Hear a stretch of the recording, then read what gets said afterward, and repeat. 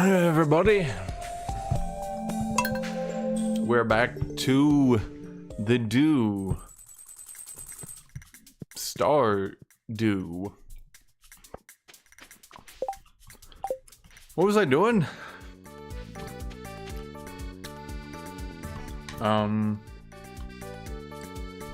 Let's see, what was I doing? Oh boy, all my cords are...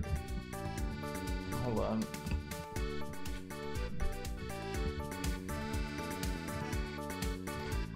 There we go. And of course my controller didn't work anyway. Okay, let's try it again. Come on, controller. There we go.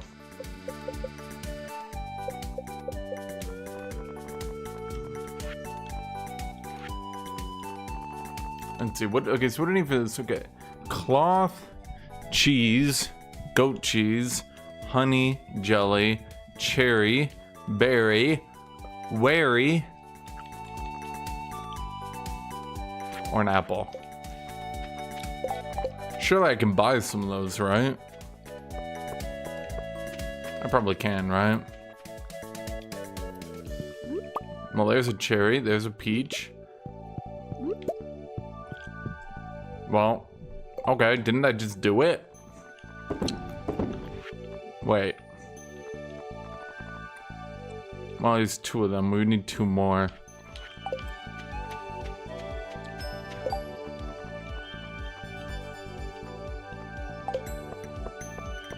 I should turn that in before I forget. Yeah, corn's almost done. Do do do do do do do do.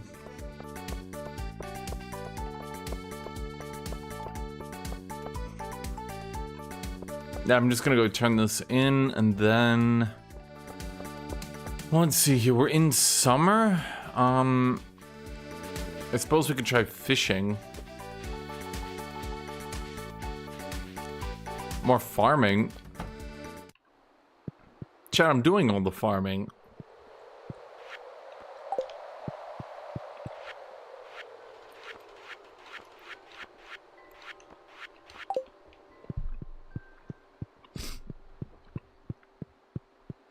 Like, do you know how much farming I've done? All I do is corn. Yeah. Yeah, of course I do corn. What else would I do if not corn? It is very important to do corn. I'm gonna say it, chat.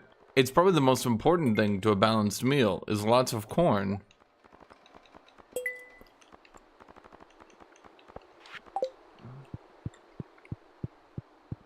Okay, how do you make a balanced meal? Number 1, corn. Number 2, corn. Number 3, keep piling on that corn. Number 4, corn. Number 4, you might not believe it, corn.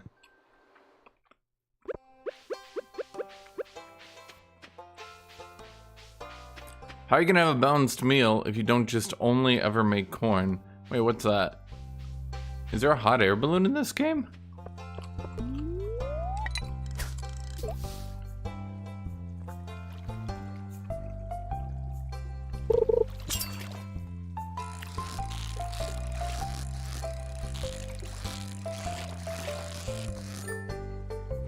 Perfect.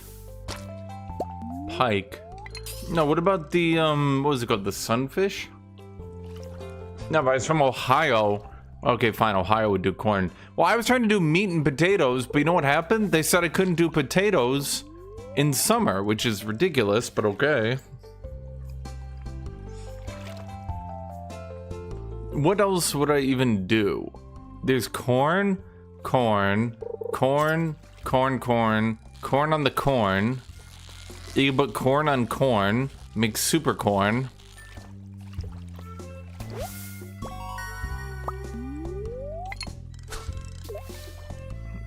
Now you could double up on it.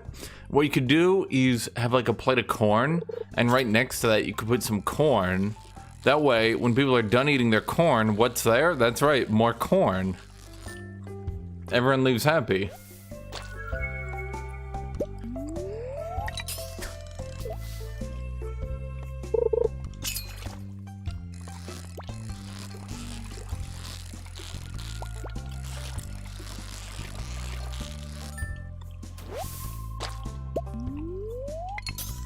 These are weak pike.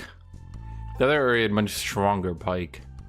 Are we sure there's river fish here? What was the other one I needed? It was like a snapper.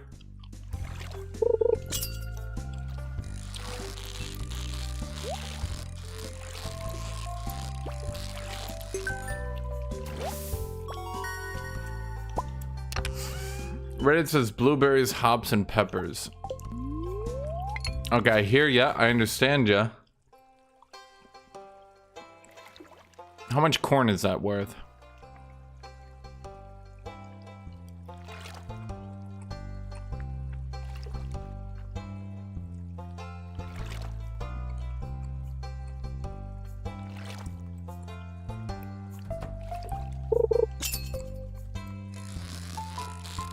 What was the other fish I needed from the river? Because I sure ain't finding it.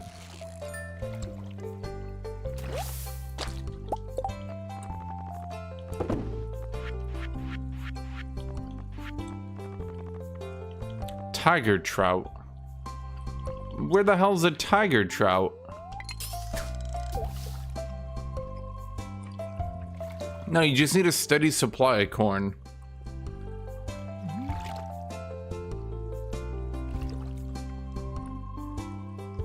Personally, I just don't think it's a good idea to mix, like, what you're farming, right? Like, if you have a lot of corn, you just keep corn maxing. Because then your corn amplifies the other corn. So if you have more corn, all your corn is worth more because you're putting corn on the market. You're getting people addicted to corn. They're gonna keep having the corn. And then the corn will sell for more because people are going to eat the corn and they'll go, damn, you know what goes great with corn? Another corn. Hey!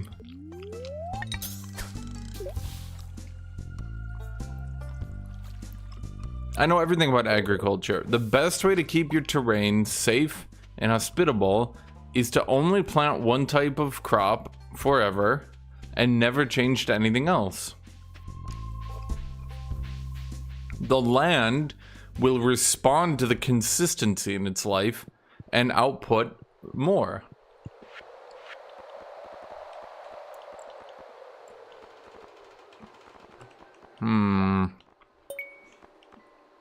I don't know how to get that tiger trout, son of a bitch.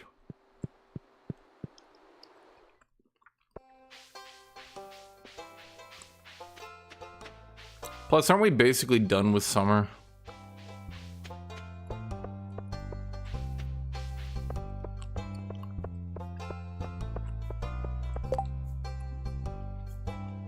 Abby wants a gold bar.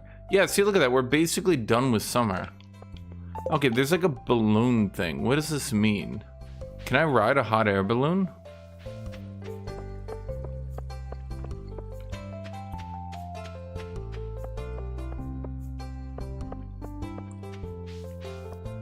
Is there like something behind here?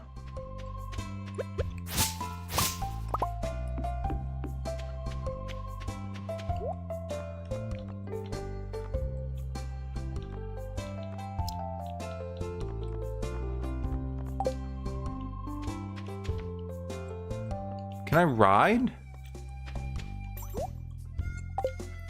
I don't get it. How is this a bookstore? In a hot air balloon bookstore? What are you saying, your knowledge is worth hot air?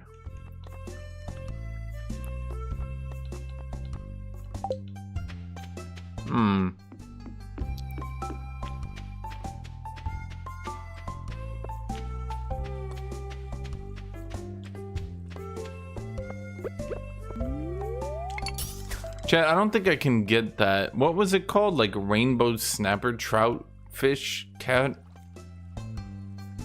puffer?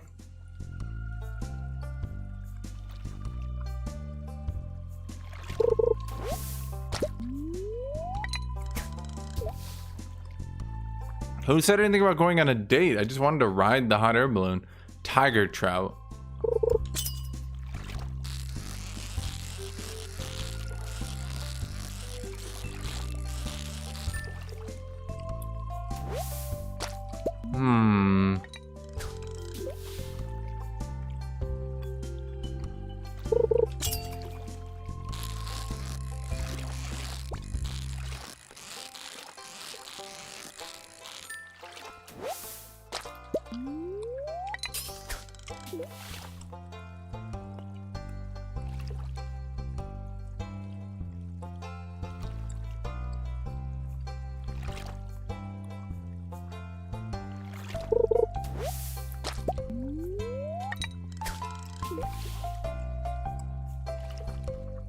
Chat, I don't think this is where I get tiger trout. Where do I get tiger trout?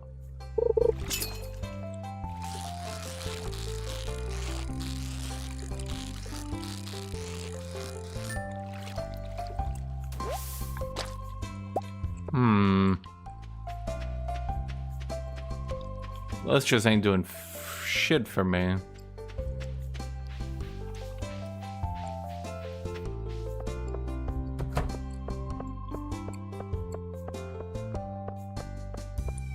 Which one's Abby?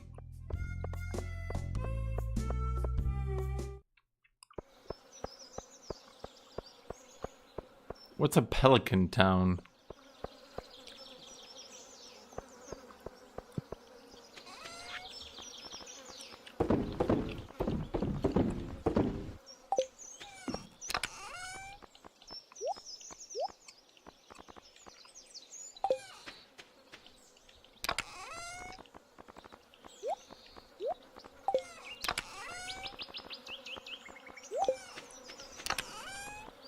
What am I doing with you? No,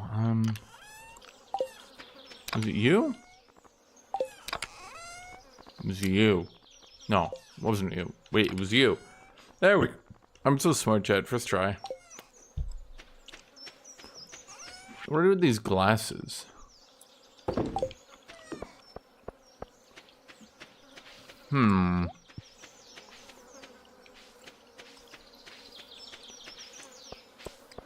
No, I sold my fish. I didn't throw them away.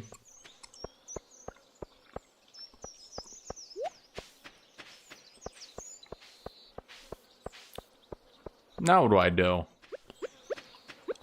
I suppose I could start eliminating.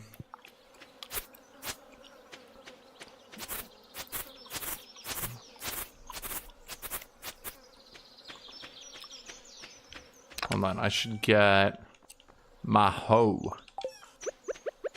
Not my hoe. Chat, I don't need you. I need my scythe. There we go.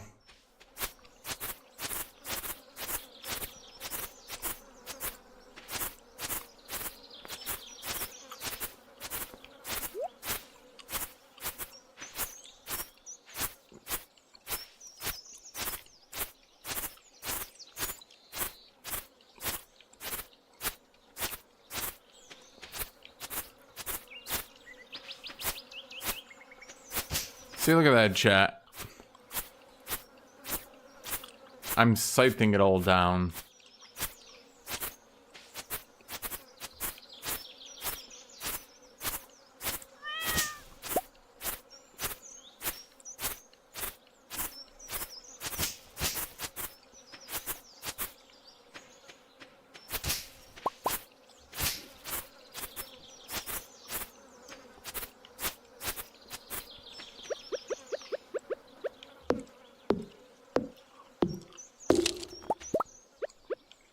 Like farming videos on TikTok? Who farms on TikTok? Other than farming likes.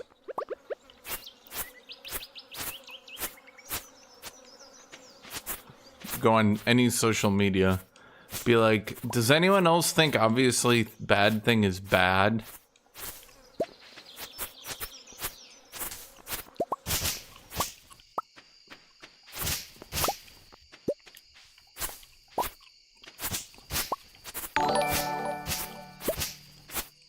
Hey Noob has become a member. Who we marrying? Or is this a maidenless run? Chat, we don't do romance here, okay?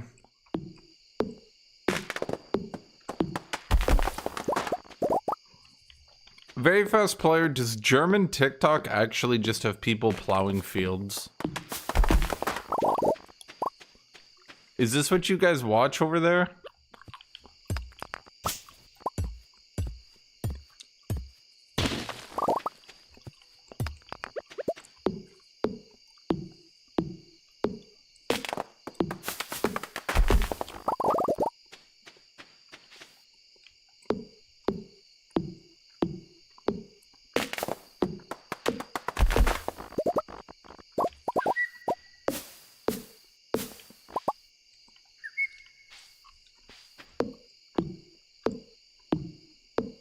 Come on, guys. Poland's not like Germany. They're like East Germany.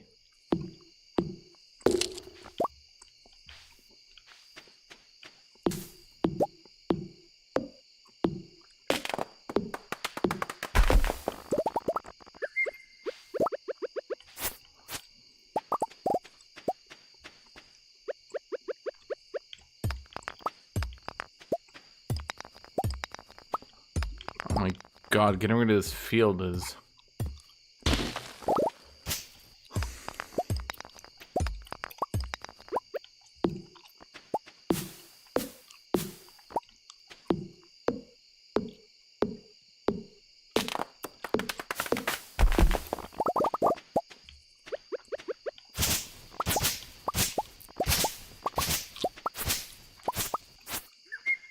Okay, well, this took a long time to get nothing done. Well, no, that's not true. I got a lot done, chat.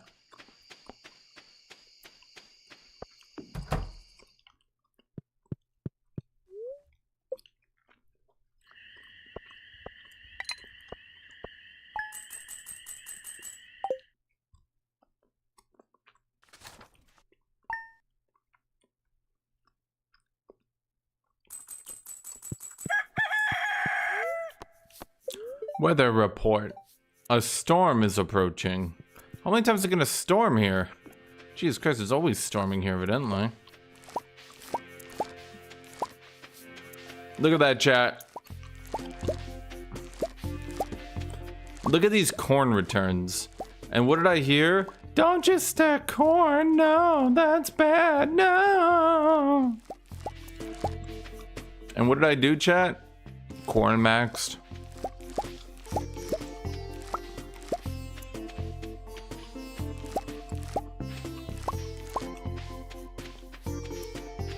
When can I get the better farm sprinklers anyway?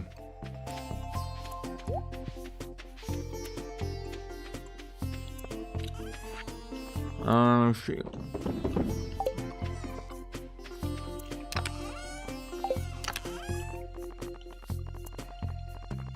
We need you and you, and then we make a gold bar.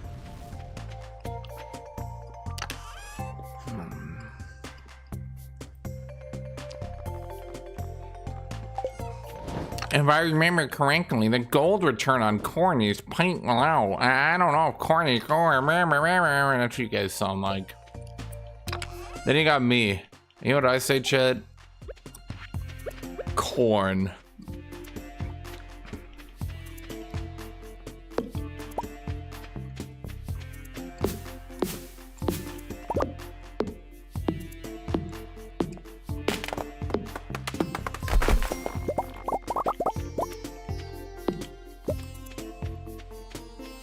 What's happening in East Germany? Normal things, okay?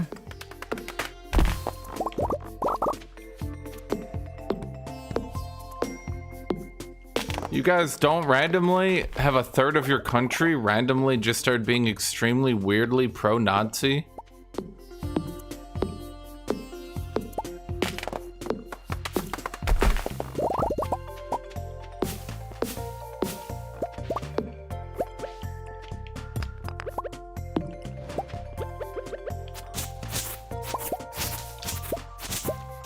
Yeah, I'm clearing out all the east. We're gonna turn this area into prime farm estate. Although I'm gonna be real, I don't think I'll ever need this much.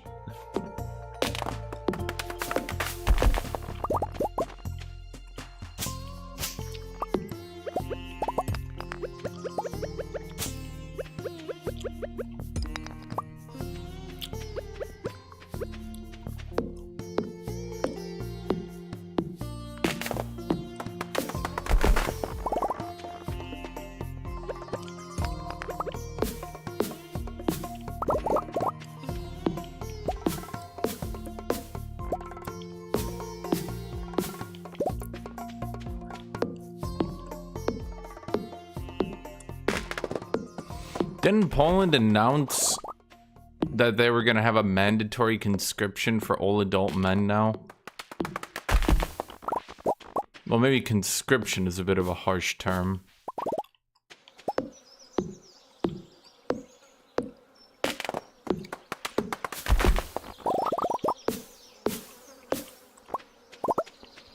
Why is there so much shit to break over here, chat? Holy mother of God, I got a lot of shit to break down.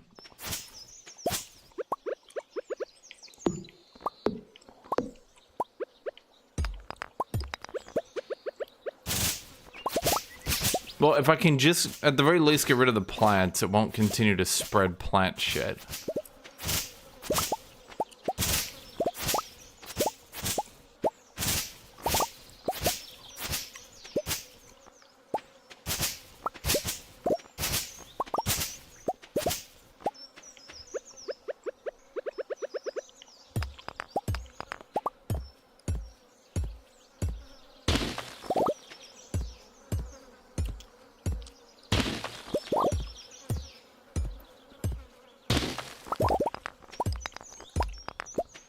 There's so many rocks.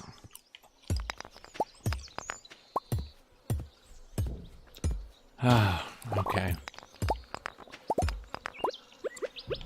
I got most of this shit chopped out anyway. We'll deal with those trees later, chat. They're very treasonous.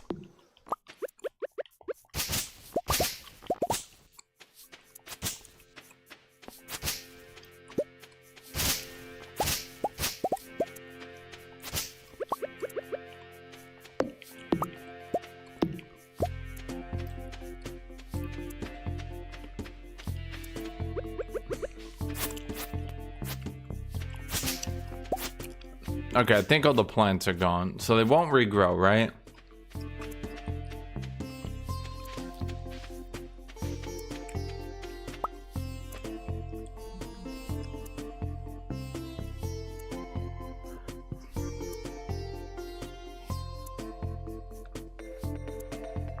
Okay, so who wanted that gold bar? Well, first off, we should put all the above earth stuff in here. Wait, how did I get this shirt? When did I get a shirt? When did I get a shirt? Where did this come from? That's weird. Did I get it from the earth? Honestly, you're the worst looking farm I've ever seen. I looked at you, I was like, ugh. Okay, chat, so how... Pam is thirsty. Delivery, Abigail. Where's Abigail? Chat, who's Abigail? What's an Abigail? Where does she hang out? Someone find this out for me. Abigail. Are you Abigail? Well, I don't know who you are. You're not even saying, my dude.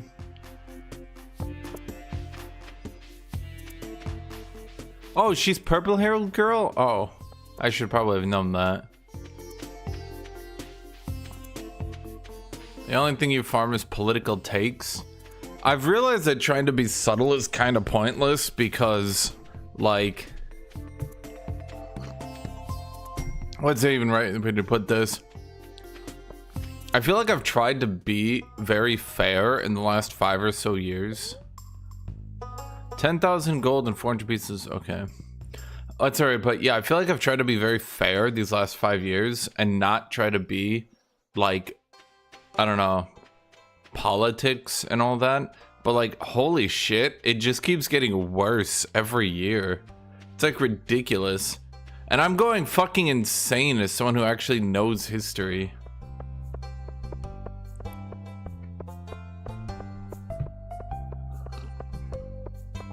People are like to this day, people are still sitting here like, name one thing that Trump has in common with Hitler. One thing. And I'm like,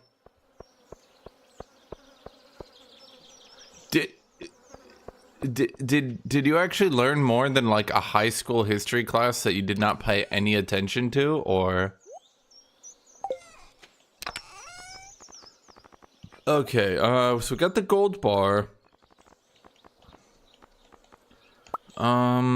Do I need fire quartz for anything, or can I safely sell that?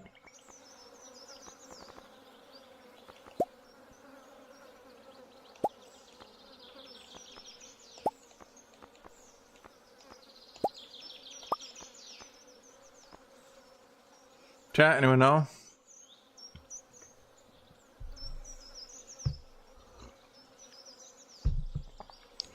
Thing is, Hitler was at least like actually trying to collude with liberals, but like, holy shit, bro, what the fuck has Trump even done to collude with people? It's like people just think he's colluding with them. He's like, I hate you and want you to die. And people are like, man, he's got my back. And I'm like, what?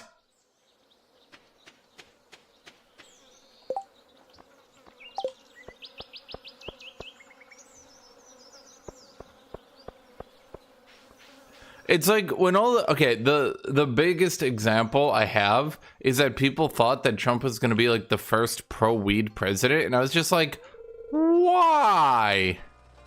Bro, it's 4 p.m. You fucking bitch.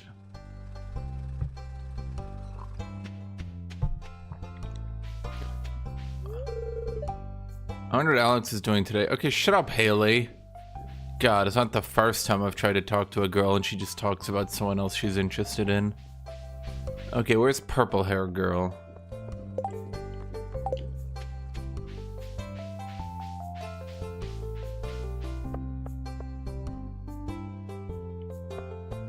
I mean, at least I understand what happened with the unions fundamentally.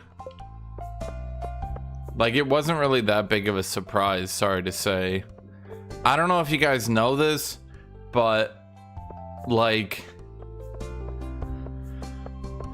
one of the reasons historically Democrats have not tried to, at the very least, overtly be that progressive. I mean, they'll obviously be far more progressive of the two, but one of the reasons they'll not say it out loud, one of the reasons Obama on the campaign trail was like, oh, of course I'm not pro-gay marriage, wink wink, was because like, a lot of the more union-oriented people are also more of the simple folks of the land. And it was pretty obvious, sorry to say, some of you guys don't realize that, like, the world doesn't work like Reddit and Instagram. There's a purple girl at the top right of your map by the lake. Well, I could check that. At any rate, the average union worker is not gonna go out and vote for the first black female president. And so the second the Democrats ran the first black female president, a lot of the union members went, oh, suddenly I don't know if Democrats are right for me. Emily, which one's Emily?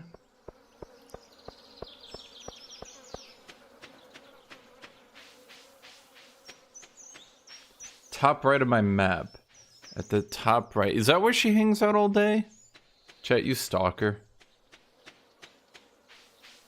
Is this like an anime? Do all the girls get their hair color-coded so you know which ones they are at a glance?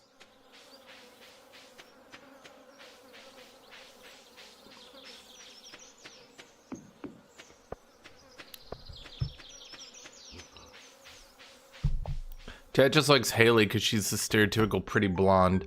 You're shallow, Sean. Shallow.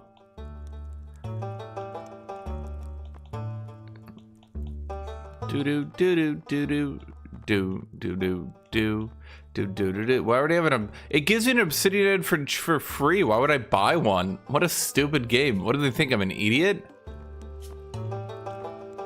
Wait, but isn't this steel falchion like gajillion times better? What the hell? Oh, because it's level 8. Wait, why would they both be 9,000 gold? That doesn't make sense. I'm getting ripped off here. Hello, Reaper.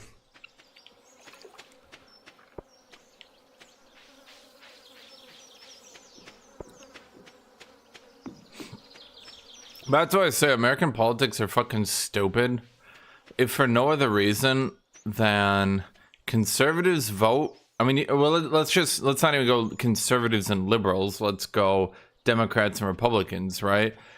Republicans vote for Republicans because they do. Democrats only vote for Democrats if they're absolutely perfect in every single way with no flaw. And the problem is, what's perfect to one person is not perfect to another.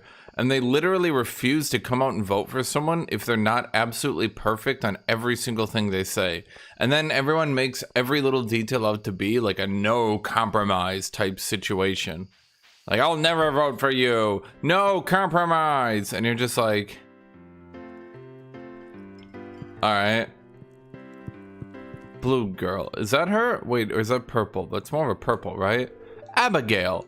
Okay, Abigail. I got this gold bar for you. This isn't exciting as I thought it would be. But that's not your fault. Haha, thanks for spotting my bulletin, Guthuk. Okay, first off, what the fuck?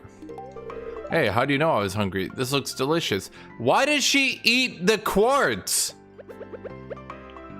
Chet, she's a little quirky. Oh, Emily's behind the counter. What did she want? The iron bar? Oh, but wait, I don't have one. Dang.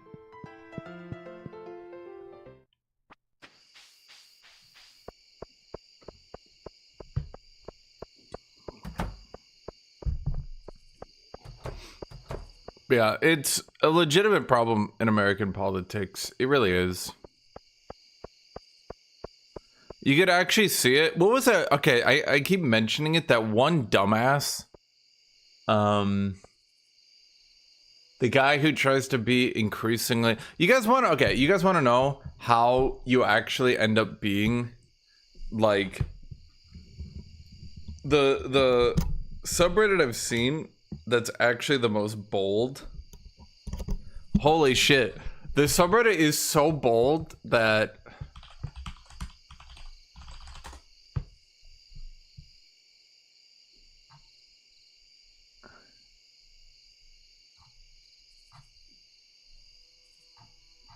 Let's see if I can find it.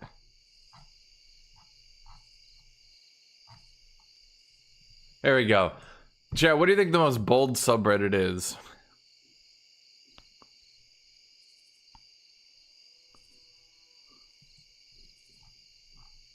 Ironically, Simpsons shitposting. This subreddit... Dude, I started to look at their takes lately. After they banned talking about Luigi. I don't... Like, this subreddit is 100% getting banned.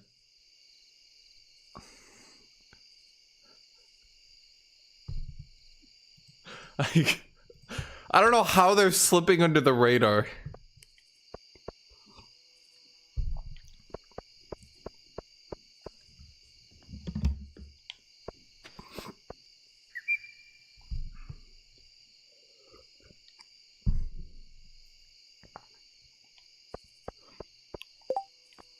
Well, I guess we wait till tomorrow and then... Oh, well, let's make the iron bar in case we find Bluey. Chat, can I call her Bluey?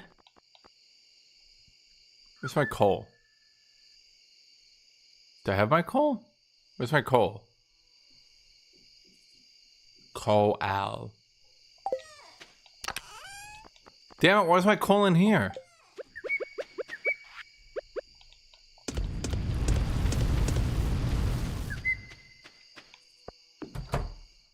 How did I find subreddit? Because it got on my feed.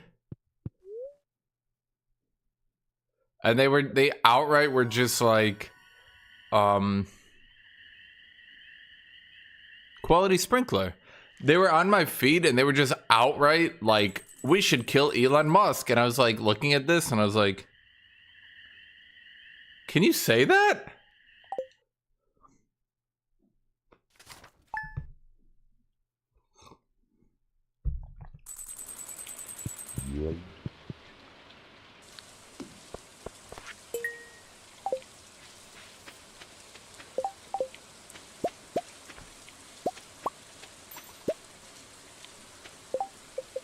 Okay, so I got quality sprinklers. How do I make those?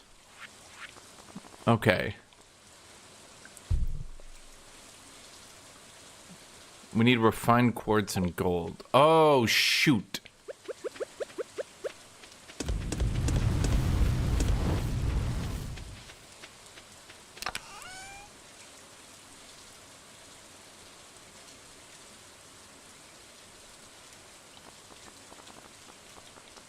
Chat, do I just delete these scrolls at this point? What do I do with that shit? You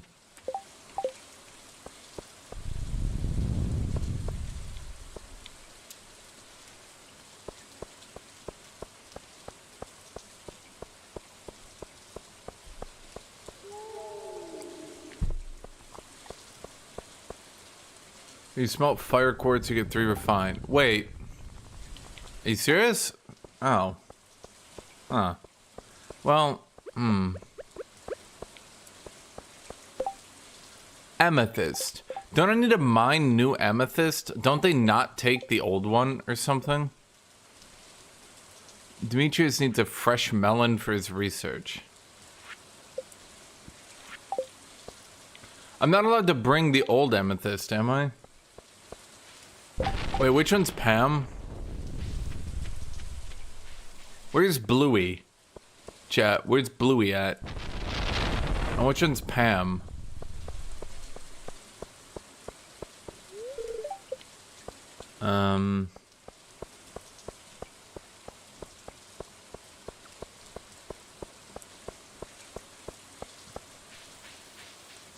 Well, wait, she's alcoholic, but the bar's not open. Where am I gonna find her then? Shit, I'm just going door to door. Knock, knock, open up. Oh, she's the trailer trash. Okay.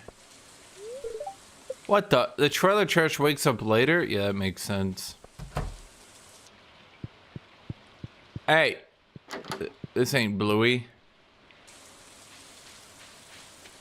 Chat, where's Bluey?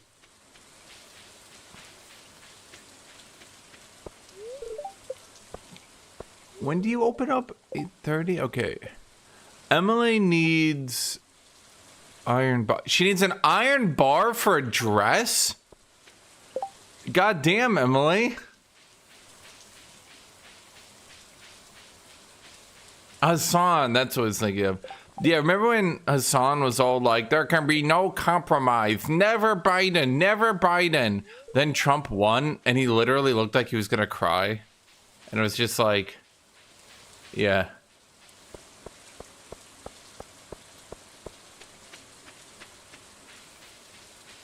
But that's how these idiots are. They're not pragmatic. You have to be pragmatic. That's why it's called politics and not the nice boy club. Okay, where is Bluey? Wait, I'm just giving her a free amethyst? Alright, you drunk alcoholic.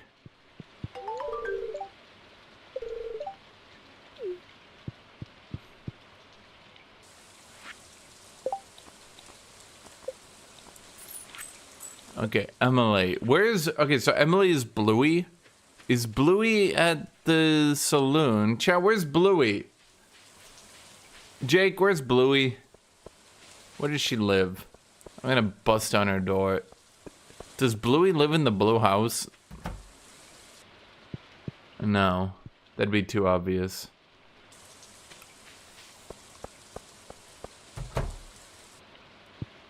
Are you in this one? Bluey! I'm gonna bust down this door. She lives with Haley. Oh. Are they, quote, roommates?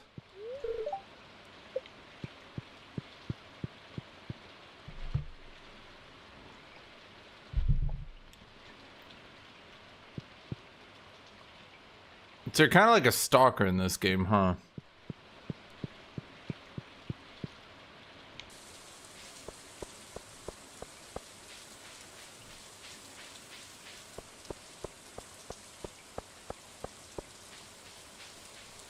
How does hair color work in this universe? Do you like inherit it? Does that mean they had like one parent with blonde hair and one parent with blue hair? And then it mixed and one of them got pure blue hair and one of them got pure blonde hair?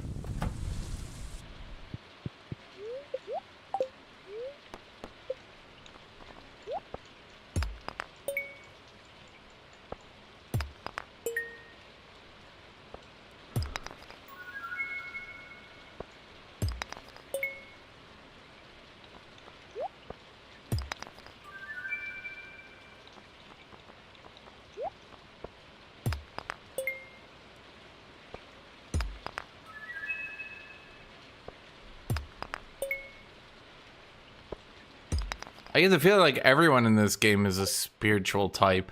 Swear to God, if you talk to any of these women, they're gonna start talking to you about astrology and their tarot cards. Wait, what are you? Well, what is it? I don't know what it is. I don't know where to put it. I don't know what it is. Okay, we'll put weird shit over here.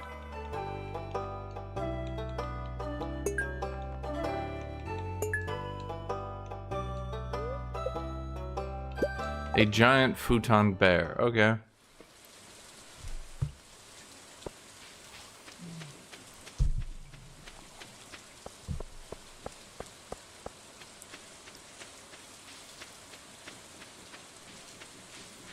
Well, I mean, she's making... Oh, okay, I do have an iron bar. Yeah, she's making a dress out of an iron bar. So, you know. I'm not here for you, Blondie. We're here for Bluey. Wait. Oh, fuck. I just gave you coal on accident. Okay, what is Blondie like? I don't think I have anything for her. I don't think she likes giant futon bears. Plus, that's my giant futon bear. I don't think I would give it up, chat. If it was life or death, I would rather she died than I give up my giant futon bear.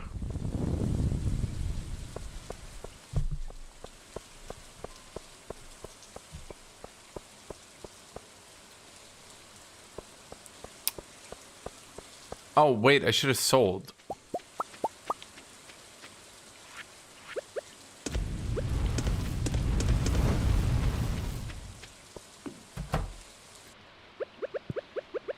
See, like, I'm gonna call it Bearsley. There's barely enough room in there for it, but...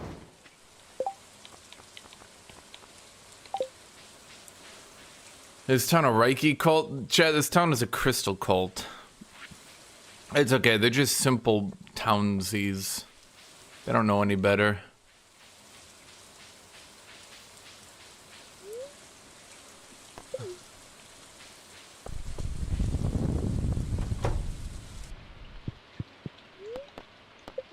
Okay, let's sell off the diamond, the frozen... I don't even know what I'd do with that. The jade.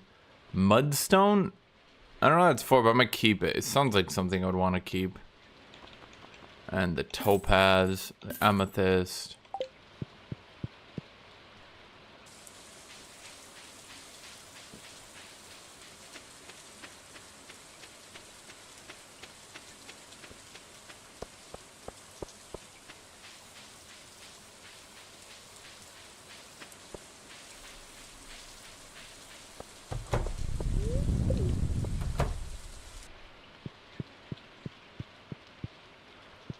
Yeah, I was gonna buy the backpack.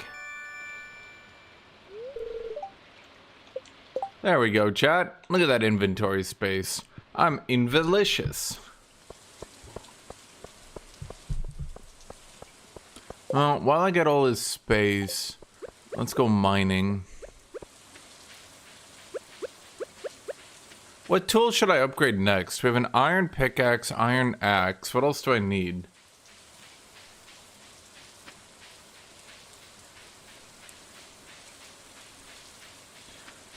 Well, we heard about news for Total War this week. So there'll probably be the Kislev update. I'll probably play that for a bit. As for the Stellaris update, that'll be next week, maybe the week after, maybe the week after, maybe the week after, maybe the week after, maybe the week after. Don't ask. They're just being non-specific about it.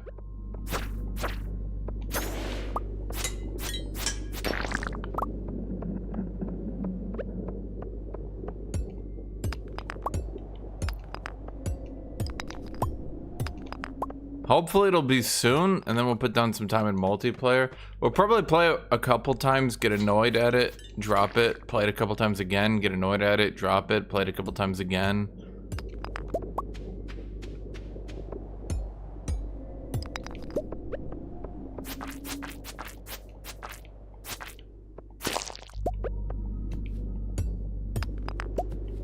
Was Death Stranding 1 actually good? Do I look like I played Death Stranding? Seriously, take a look at me, chat. You do see me drinking like 4 cups of coffee a day, right? And you think I could play that game? Come on. Chat, don't say yes. What are you guys made out of 90% pure hate?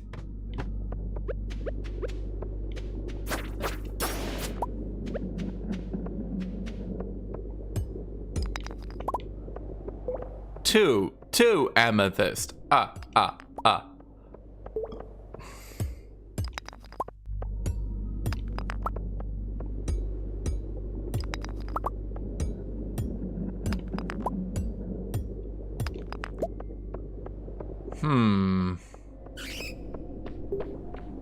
No stairs, huh?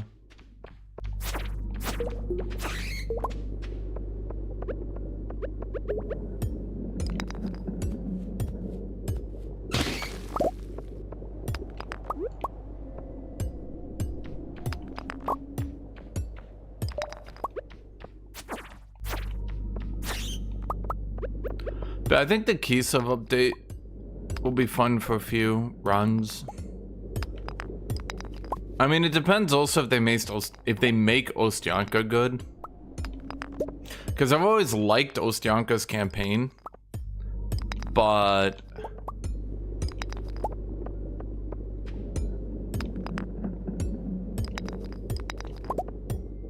she's really, really, really not good. She literally has one thing that makes her viable. Plus, Ostyanka's funny, if you guys don't know. Ostyanka is like actually evil. But she's like evil in a good way. I don't even know how to describe it. Basically, she terrorizes the fuck out of Kislev. But anytime like the Chaos Gods come through, she keeps them away. Because Kislev isn't theirs to conquer. But she's like actually just evil. And I don't mean evil like in a funny way. I mean their story is basically that she kidnaps young girls. And those are who become the Hag Witches. And there's like one Kislev town that's like, no, we won't give you our daughter. So she sicks all the things in the woods on the town, kills everyone, kidnaps the daughter anyway, and that's her story.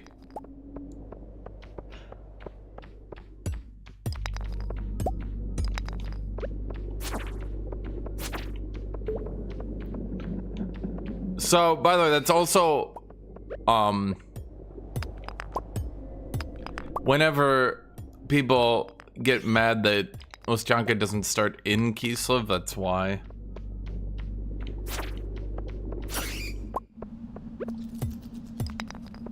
Because, you know. Dude, where is this damn ladder? Can I get a gold pickaxe?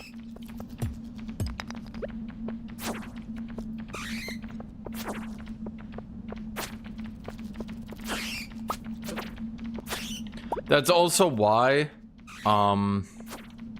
people were very weirded out that, although I'd like to see the actual lore explanation for it because it's a bit odd when you think about it, but that's why the rest of Kislev being able to summon the Ostyanka units was like really weird, because Ostyanka isn't like, she's not really supposed to be like even like an anti-hero or anything like that. She's like just pure evil. Like she's practically a demon. And her units are actual demons. And so Kislev being able to summon down the incarnate elemental of beasts, that's not like a funny Kislev defender. That's like an actual elemental, like a demon elemental. So They kind of screwed up that bit of Kislev's lore. Never really explained it. Okay, we just need to go down one more floor, but apparently good luck for me ever finding it, huh? Never mind. I got space boots. Boots with space in them.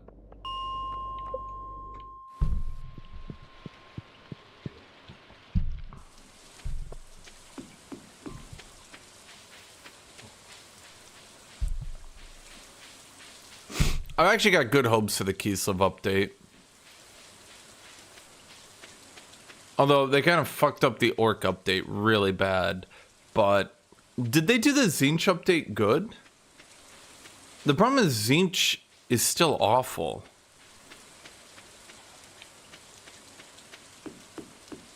Not even awful, like they're just shit. I don't even know, man.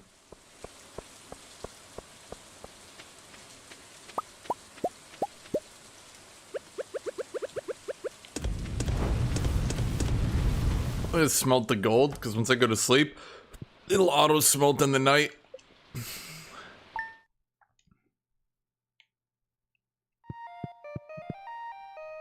Bam! Okay, let's get out more gold. So, should I get like a gold pickaxe? Is that like a good idea? Like, what's my next big upgrade? What should I do? Space boots! Boots from space!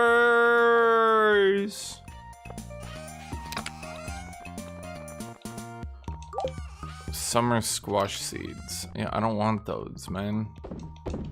Get those out of here. What are you? A warp totem.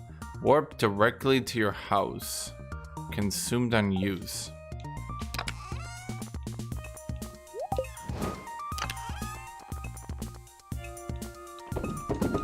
Tzeentch? Yeah, Tzeentch got a big update. Wait, what is this? Prize ticket. Bring to the prize machine in Luce's house for a special reward. You know what, chat? I refuse. Niceness is its own reward. I won't dilute it down by demanding a prize for it.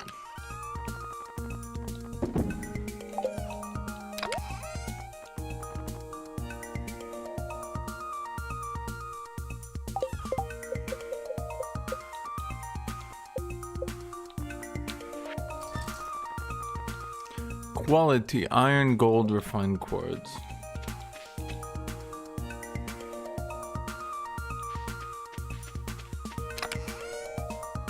Yeah, I have an iridium bar. In fact, I got like 19 of them, chat.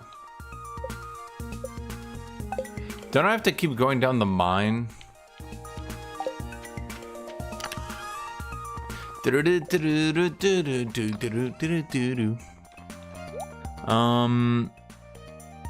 It was all shit I'll get from the mine anyway. Okay, we need to make sure we get enough food for the mine trip.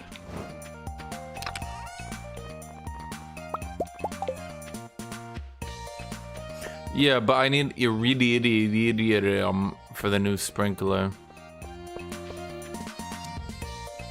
Is there a new ring that's actually like good to make, maybe? Warrior ring. Sturdy ring. Oh, I guess not. Oh wait, what are you?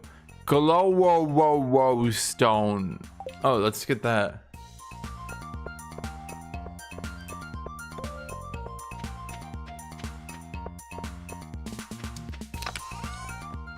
I know I got iron bars.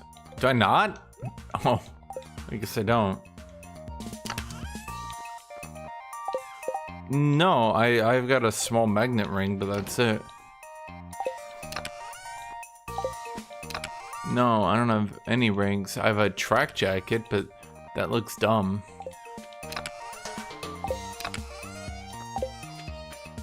Yeah, chat, you guys are distracting me with your claims of me having a ring. No, it's a squire's helmet, not a ring.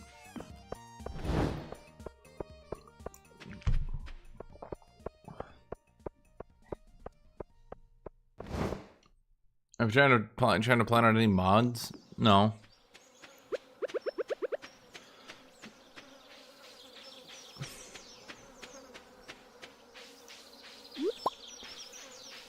I need to get my phorology up.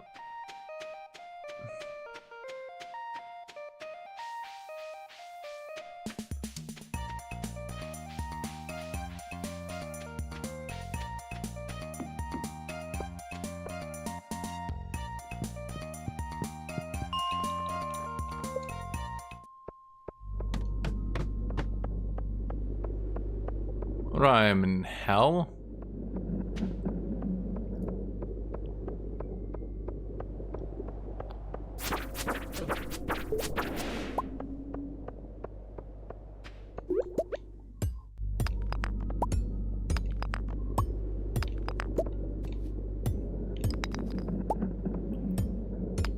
What do you do if you don't like doing this stuff?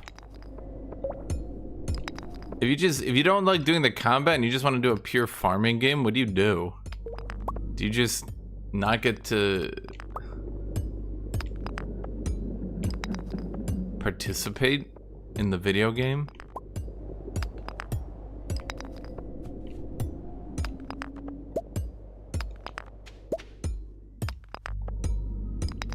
Dude, where's the goddamn stairs, chat? Dude, am I blind?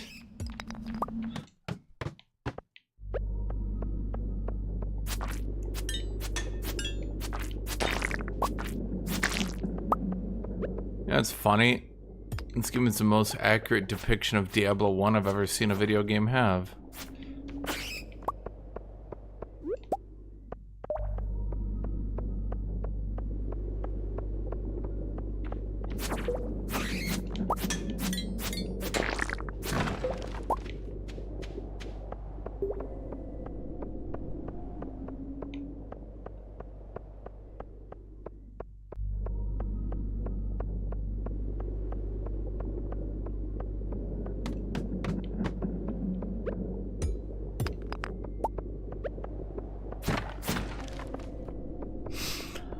I mean, personal opinion, I think games should always be designed and balanced onto what players expect out of the game, and non-conventional gameplay should never be ideal.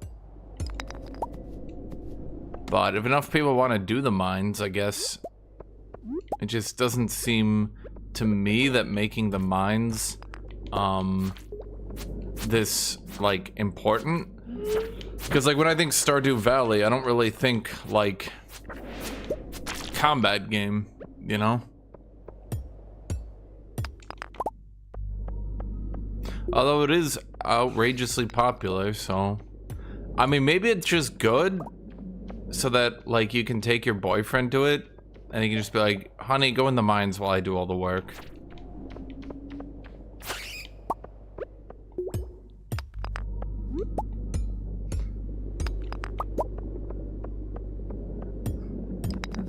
I'm kind of rushing the mines. How am I rushing them? I'm supposed to clear it over 2 years? Well, then why am I clearing it so easy? They don't want me to rush it, then don't make it so easy. I can do 5 levels a day, and today I'm intending to do 70 levels, chat.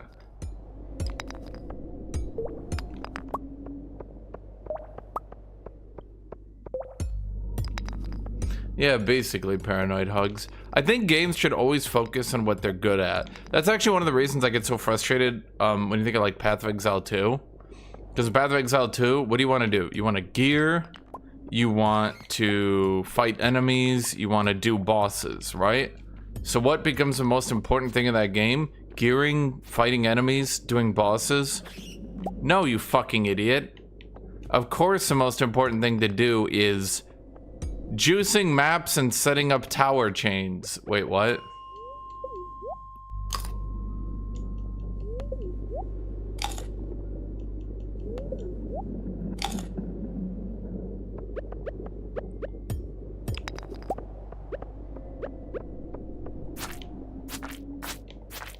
I mean, I'll give Monster Hunter one thing. Is that in Monster Hunter, people are like, I want to hunt monsters. They're like, got it. You will only hunt monsters now. And so they take out like all the game that isn't just doing monster battles. And you're like, okay, huh. I mean, it definitely felt shallow, but it was also like, we will let you do the one thing you buy this game for. And you're just sitting there like, huh, okay.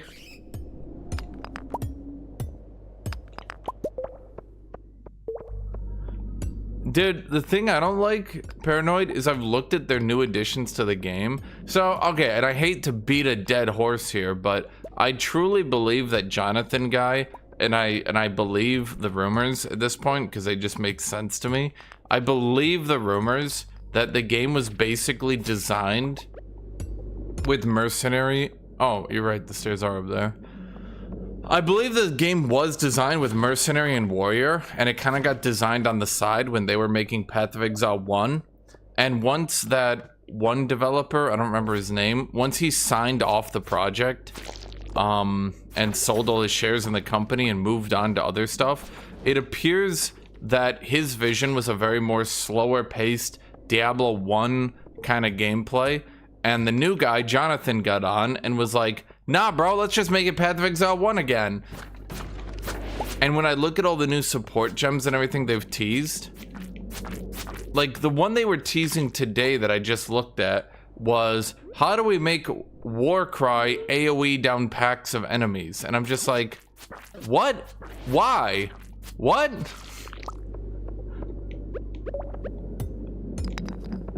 Bro, are you so obsessed with AoEing down packs of enemies, you figured out a way to make the buff spell into an AoE?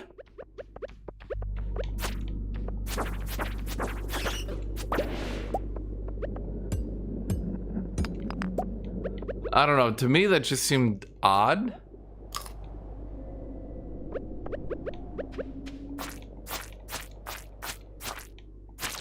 I think they're gonna be in trouble, that company. On top of, so they broke and took a shitload of development away to go work on Path of Exile 1 to go appease that community. Whether or not they want to admit it, it's pretty obvious they took a shitload of time away, maybe even up to a month, to go quickly work on Path of Exile 1 to appease them, right? Why? Because they pissed them all off. Why did they piss them all off? I literally don't know. I literally don't know why they decided to go piss them all off. It makes no sense to me why, as developers, they took time out of their day to be like, hey guys, fuck you. Like, what? Who does that?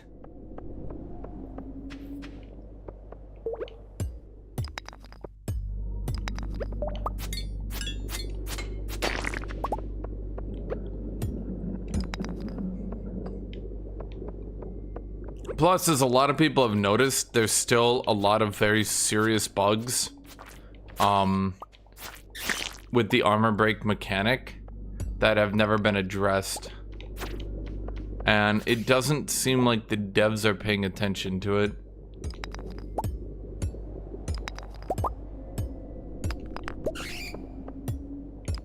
Yeah, you see by the way, you want to know the real problem with Path of Exile 2?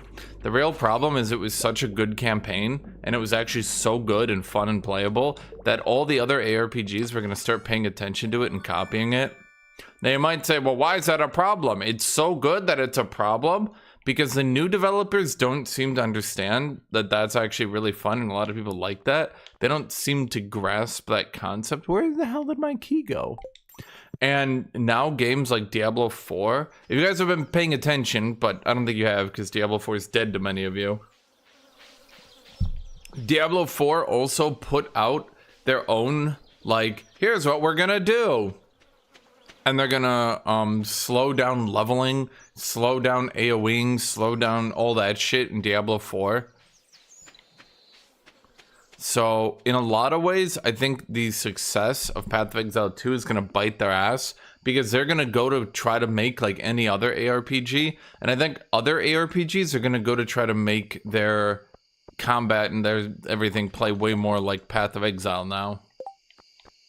And that is obviously going to be a problem, because as Path of Exile 2 tries to become more like Diablo 4, Diablo 4 is going to try to become more like Diablo 2. And yeah. Forge, minus 50 energy. That doesn't seem good.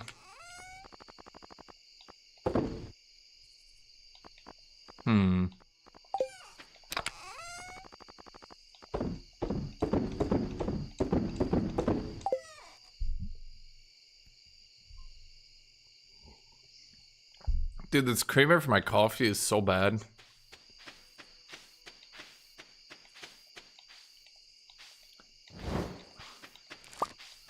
Okay, hot peppers grow like candy, dude. I should have just had more hot peppers. Evidently. Wait. Oh, I put it in here.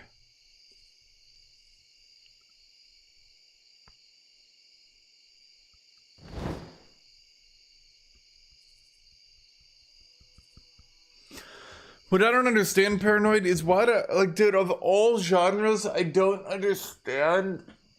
Like, okay, can anyone think of any other genre whose idealized best gameplay comes from, like, 2000, literally just 2000?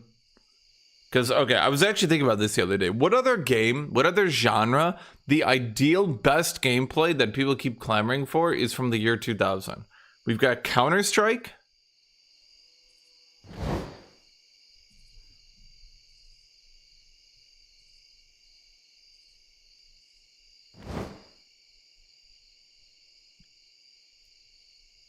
No, because even, okay,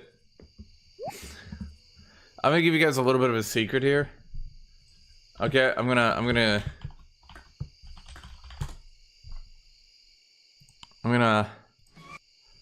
Civi says it here. He says one thing that a lot of people didn't pay attention to, but is really funny.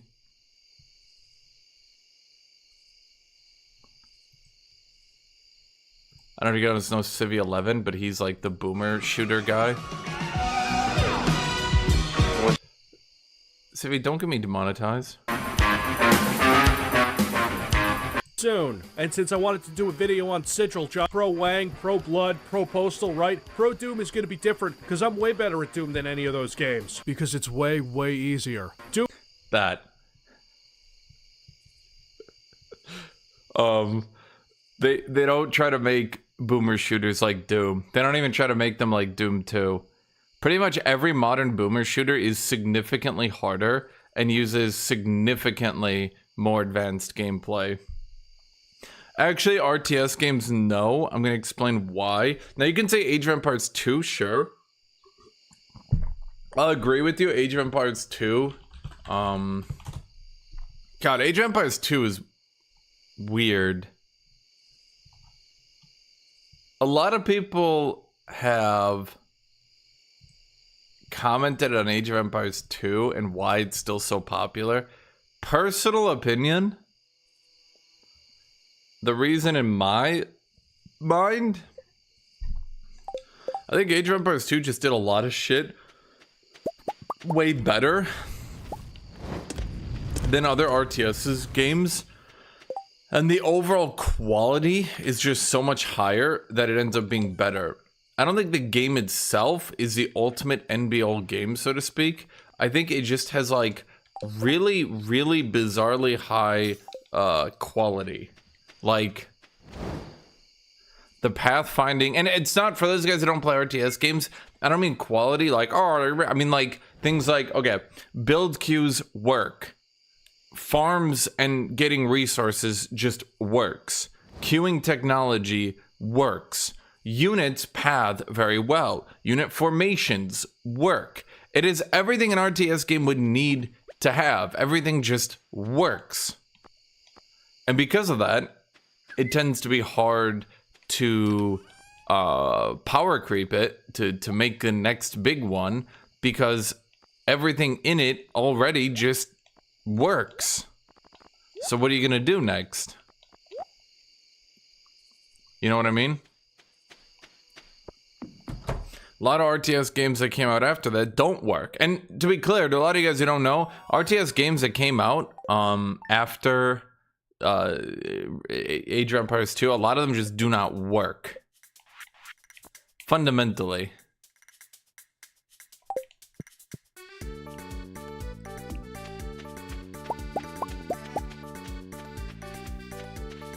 That's kind of their biggest problem, their biggest flaw, if you want to call it that.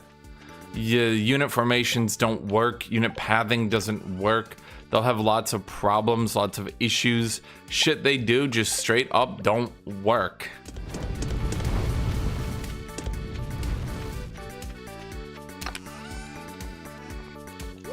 And yes, it is actually kind of a big deal.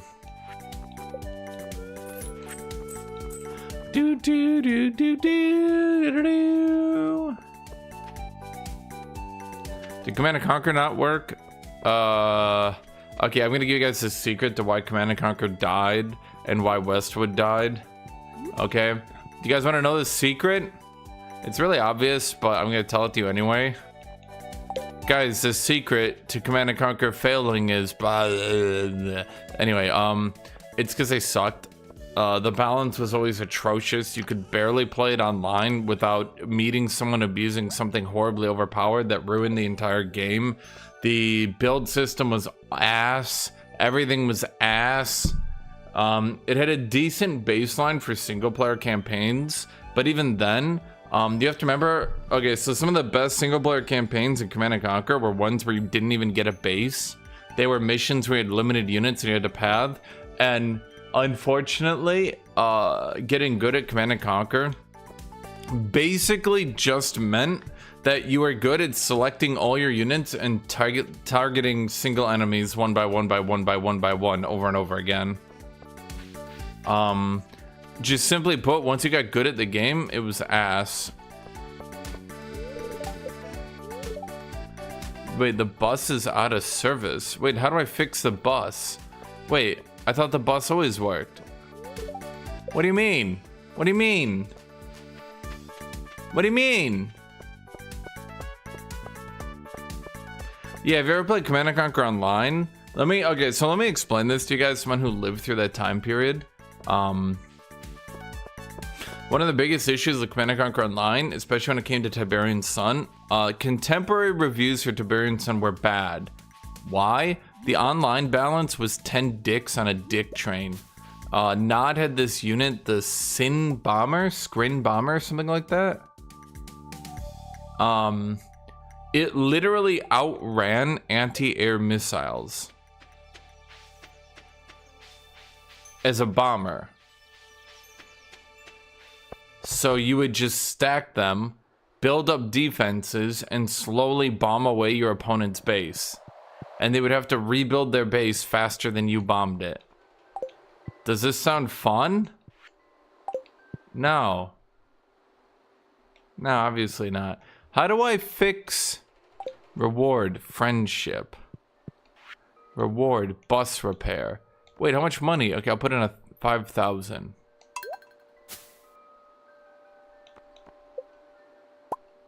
Is it repaired? Wait, do I need to buy all of them? Wait, that's so much money. God damn it. Chat, I ain't got money, chat. I ain't got money.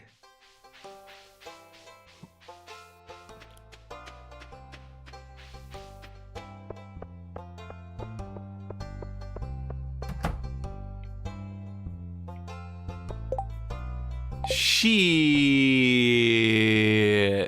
Wait, but that means I don't have iridium. I can't do the thingy, chat. Motherfucker, chat, you guys ripped me off.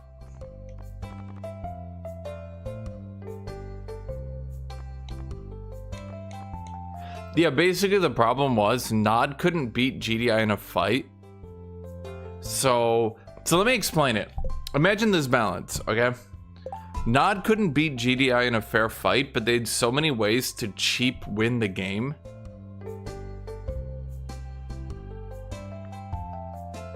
And so their entire strategy revolved around being cheap as fuck and trying to win the game through cheap strategies. What I mean cheap strategies, an APC that could burrow into the enemy's base, and then you would put a bunch of engineers in it that could capture buildings. Then you would burrow right next to their buildings and then try to capture all of them to knock them out of the game. Or Scrin bombers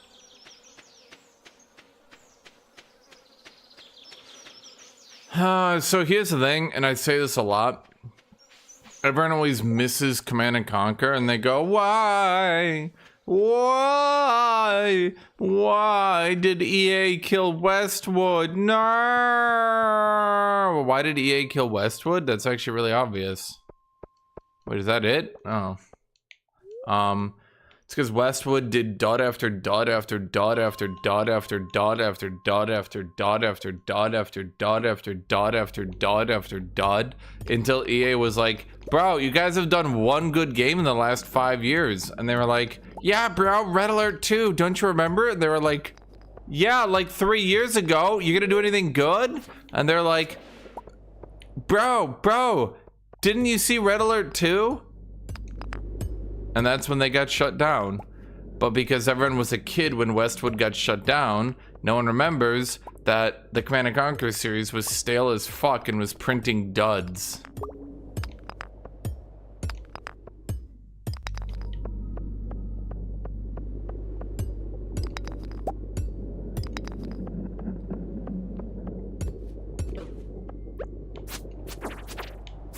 So I'll tell you this. Not even my opinion, the contemporary reviews for Command & Conquer were quite middling at best.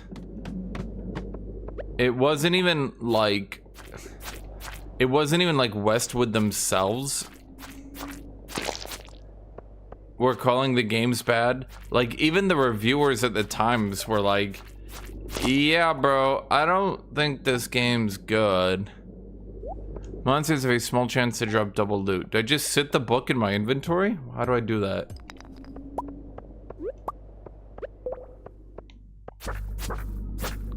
Even the campaigns for those games kind of got ass. Because what ended up happening, once you got good at understanding the games,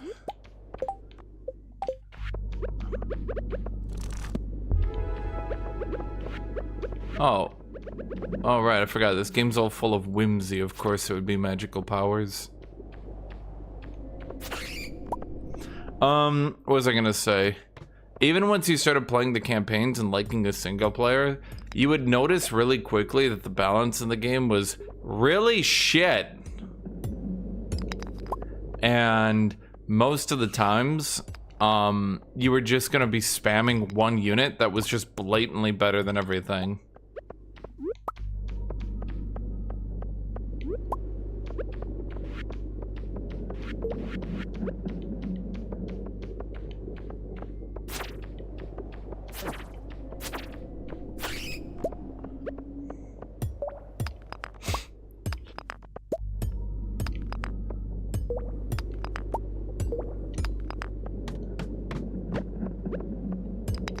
People always overlook that, maybe because my power fantasy, but the balance in the Command & Conquer games was really bad. And something really worth mentioning is you have to remember that the Command & Conquer games were not that far off dying, even by the time they died. So like, when did Warcraft 3 come out? 2003? EA shut down Westwood 2004? So it wasn't like they shut down Westwood like while they were in their prime. They shut them down when it was like really obvious when you looked at Warcraft 3 that you were like, oh, yeah, this company is really out of date. For those you don't know, the Warcraft 3 campaign was kind of on a whole other level than other RTS games campaigns. Even to this day, it's still blatantly better. People don't like to really talk about it that much because it makes them look bad. But like, holy shit. Warcraft 3's campaign, it's not even comparable. I mean, what campaigns compared? You could see the Age of Empires 2 campaign because it was like hand-sculpted mini campaigns. Still worse, but fine. There was... Let me think here. Let me think. What were the best RTS campaigns? Warcraft 3 was at the top. Then we could maybe argue Age of Empires 2 just because all the sculpted scenarios and, you know, the slight historicalness of it that people liked. After that, let me think. And I played most of them. Empire Earth sucked. Empire's Dawn of the Modern World sucked. Command & Conquer Tiberian Sun was okay. But even then, it was mostly about spamming one unit until you won. Firestorm was kind of fun, but it was super short, right? Wasn't it like 5 missions or some shit? It was not long. Red Alert 2, I played through. I spammed it. I ended up... You basically got to each level and spammed one unit. It was 8 missions? Yeah, Tiberian Sun was short. You could knock that shit out in a day. Dawn of War 1.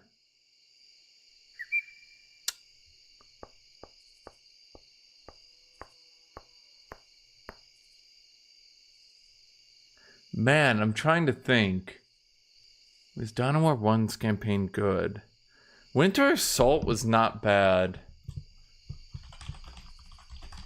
Winter Assault also had this really cool thing that a lot of people don't even remember.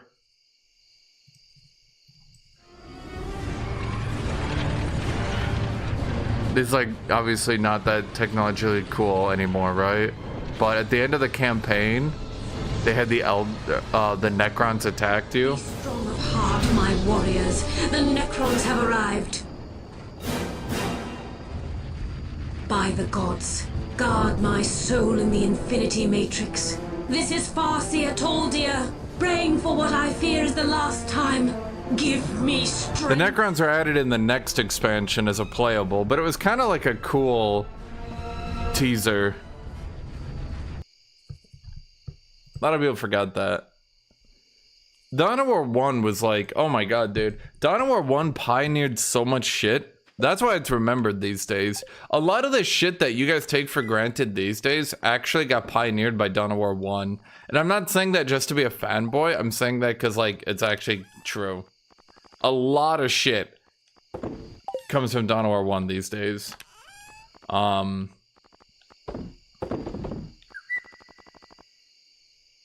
do I have algae up here? I should be in here now that I think about it. What are you? White algae? Yeah, you can be in here too. And what do I mean by that? Okay, so Dawn of War 1. When did that shit come out? Dawn of War 1 was 2004. So it was post Warcraft 3. So it didn't have the whole hero system. No. But it had the squad system. It had a light cover system. It was obviously way better in Company of Heroes, but it had a light cover system. It had the what was it? It didn't have resources. You played on the map and you didn't mine resources. You just got them by controlling points. Lots of RTS games after that took that system. And one of its most major systems that a lot of people don't even think about, but is actually really important, and I shit you not, it's the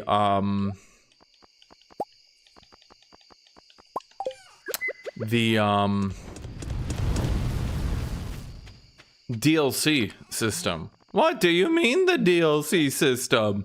So obviously those of you guys who don't know, the DLC system in the game of all games back then was you had to own all the DLC to play with other people with DLC. Seems obvious, right? Like there's no internet or anything. You don't download the Necrons unless you own the Necrons.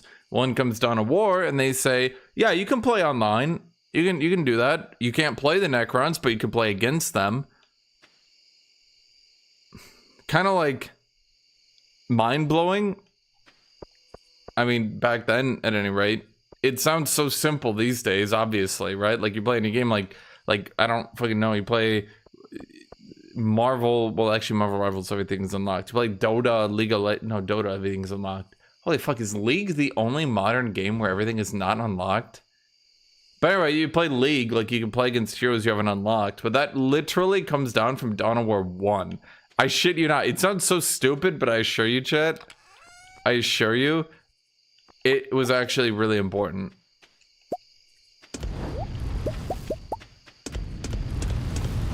Yeah.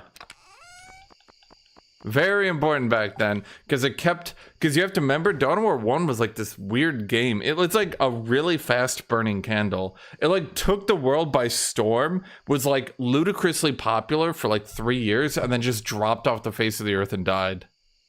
I don't even know a different way to put it, dude. Dawn of War 1 came out 2004.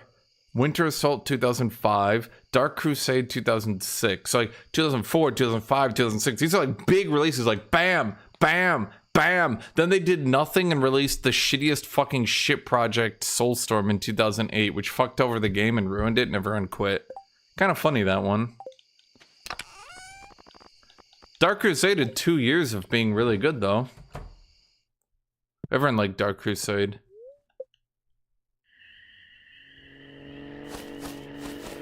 Why am I getting bombed? What the shit? I've not played through this game enough, chat. There's a lot of this game that I don't really understand, apparently.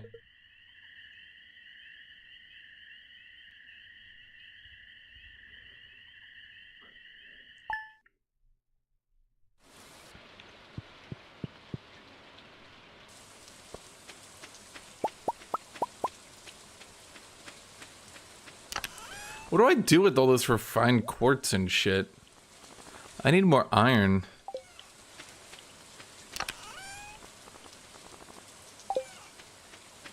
Okay, so there's nothing I can farm or plant here, right?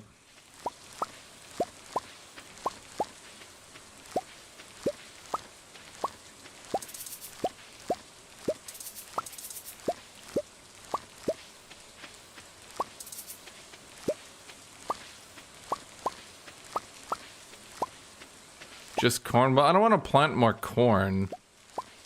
I mean, it's kind of expensive and it feels silly. Did I just make a giant cornfield? Is there anything that does fall, winter? Or should I just do smaller projects?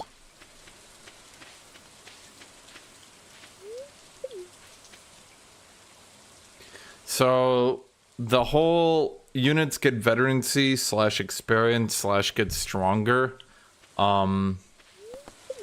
The longer you keep them alive. That's definitely been a system that people like. Unfortunately, that's also been a system that has really fucked over games balance ever since they first did it. Okay, I need these 2 plants in the bottom left here to grow. I need that shit.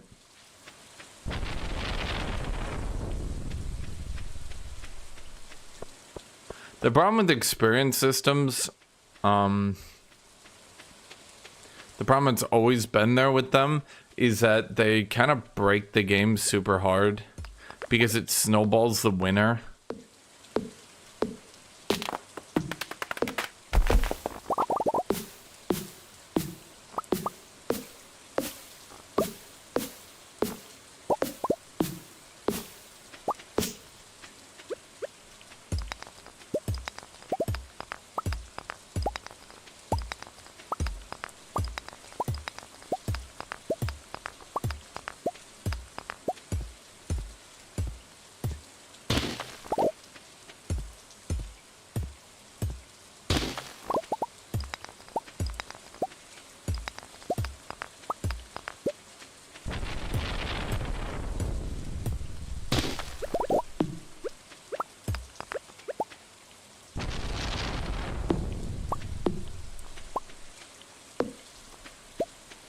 Did I give up on RTSs a long time ago?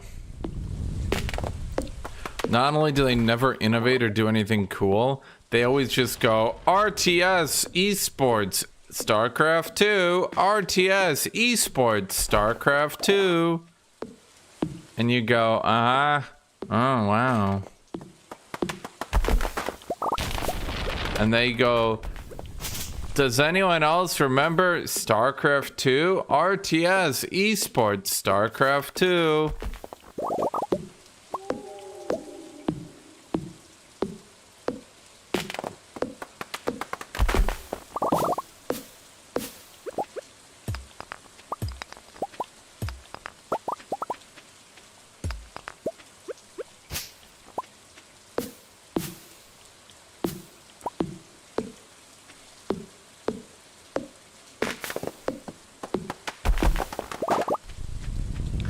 The Age of Sigmar RTS looked like it could be good. It looked like it could be good. Like it looked like they could maybe pull off like a Dawn of War 2 type system. And boy, did they not pull off a Dawn of War 2 type system.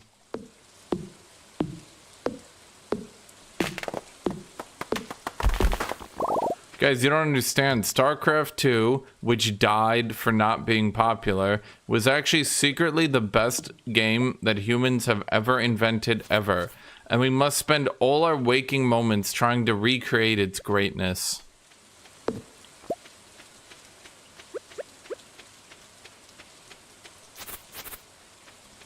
Innovating? No. Moving on with our lives? No. RTS, Esports, StarCraft 2. And then it fails, and people go, what? But, how? There's no way. RTS, Esports, StarCraft 2 is the greatest thing ever.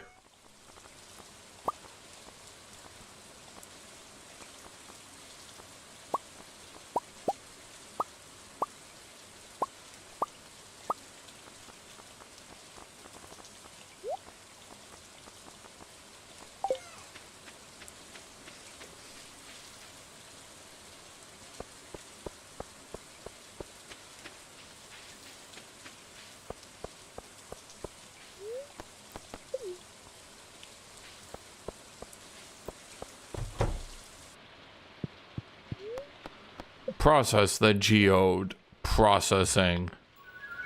Processing. Processing. Processing.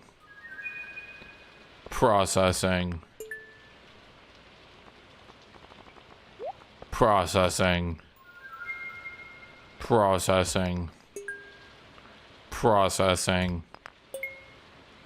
Processing. Processing.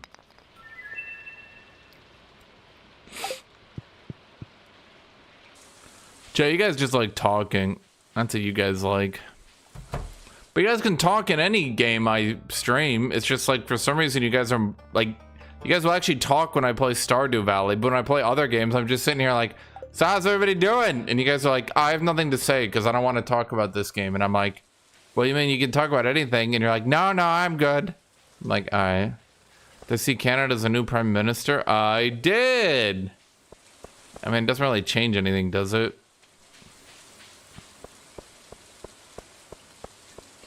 Yes, I did, New Fire. Could you tell me a third time? Oh, wait. I forgot to sell.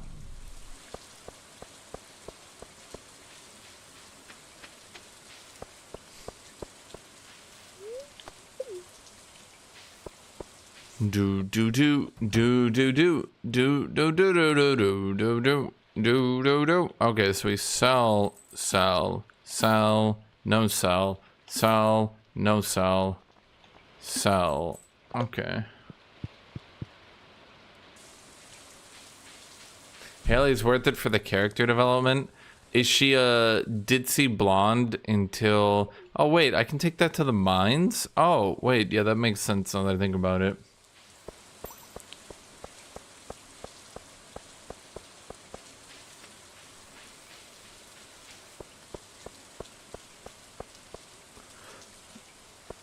The French made a big speech and they were like, we all must unify, blah, blah, blah, blah, blah. And I was like, oh my God, maybe Europe's gonna do something. And everyone was like, we'll never unify behind the French. We should unify behind. And then they all just said themselves. And I was like, oh, okay.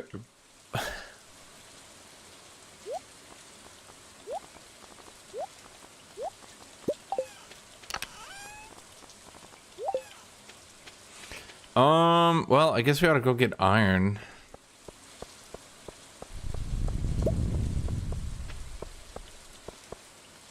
Did that cobblestone path come undone? What the hell happened? Wait a minute.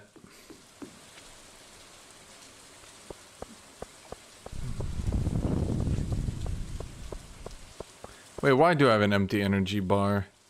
Oh, it's because of you, chat. You did this. Well, hold on. Let's go foraging then.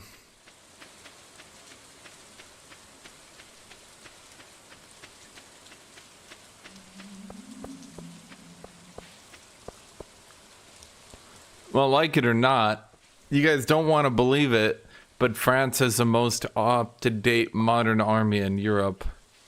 The Europeans are like, no, we hate the French, no. Okay, so who's got nukes in Europe? Who's got an army? Who's got a nuclear-powered aircraft carrier?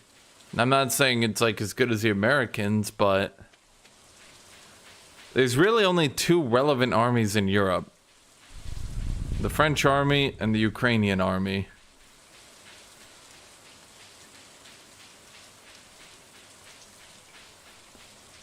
The Ukrainian army might be the most powerful army in Europe, but no one's given them the supplies they need.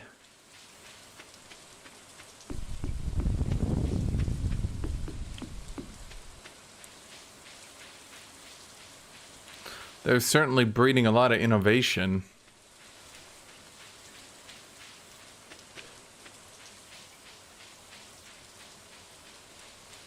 Honestly, here's a question. Why doesn't Germany and Poland just do a trade?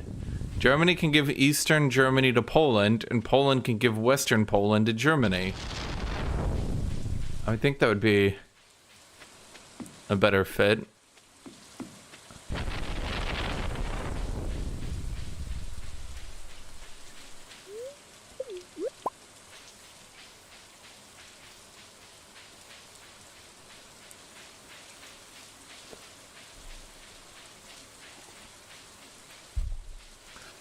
Oh, tut tut. How would it work? Chad, it wasn't a serious idea.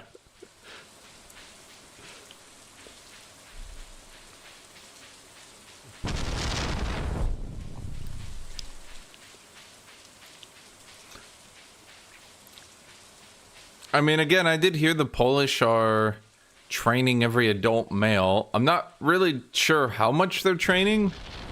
Because, like, it does take a while to be a competent modern soldier.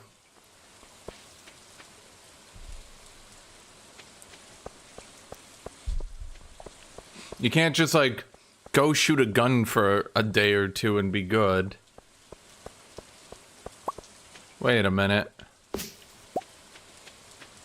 Wait, why'd I get a cobblestone path? Oh, god damn it. Where did it come from again? Why does my path keep coming undone? This is ridiculous.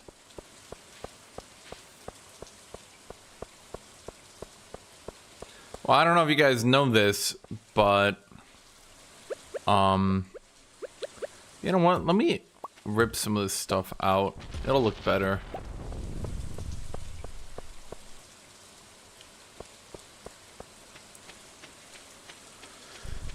When is Poland gonna make their own stuff instead of buying American stuff? I don't know.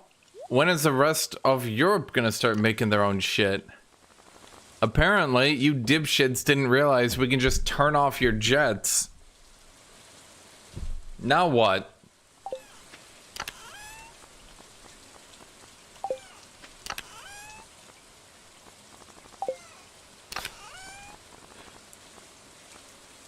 Well, shoot. Is there anything else I can do today? Not really.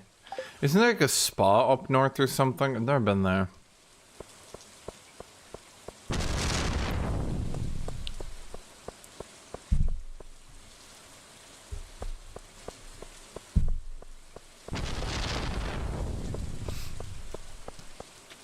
I swear to God, I'm not, like, Elon Musk must be really trying to make a shitload of money on this presidency, because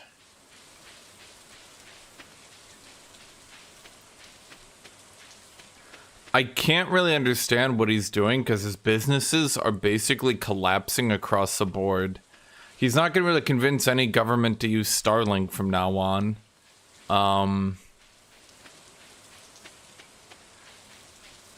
His swastikars are basically getting financially obliterated.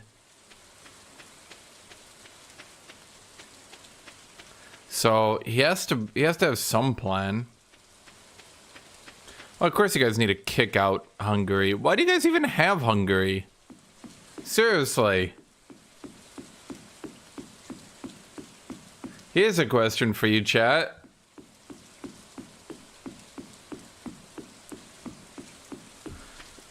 Did you guys ever actually, like, do anything to Hungary after World War II? Or were they just sort of allowed to have their same government and you guys just went, just don't do it again?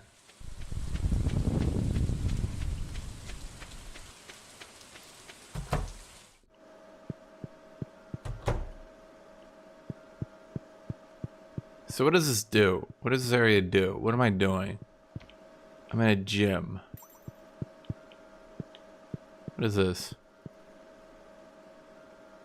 Oh. Okay.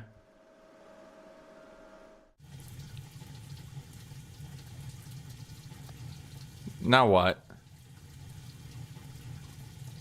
Can't you guys just all come together and be like, yo, I know it's not in the rules, but Hungary doesn't count anymore. Everyone's like, that's against the rules. So be like, no, just get out. So what does this do? I don't know what this does. Go into the water? Okay, now what? Oh shit, I'm getting energy back.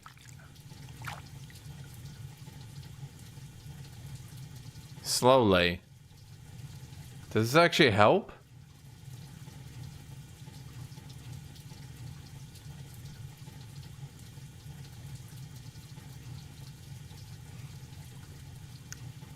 Dude, you can clearly tell who the Russian sympathizing governments are, and it's not even like subtle. So I don't know why you guys don't just like kick them out.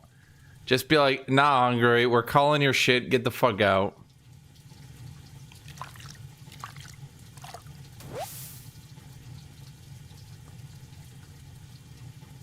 You can fish in the spa?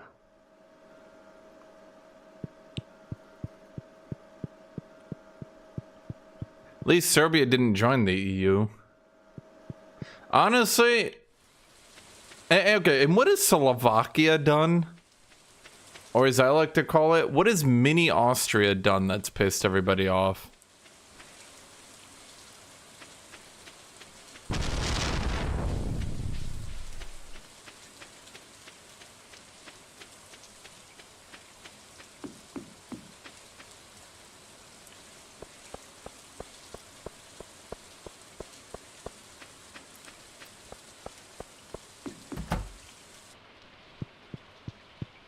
They just gotta, like, honestly, I feel like they need to just start combining European countries.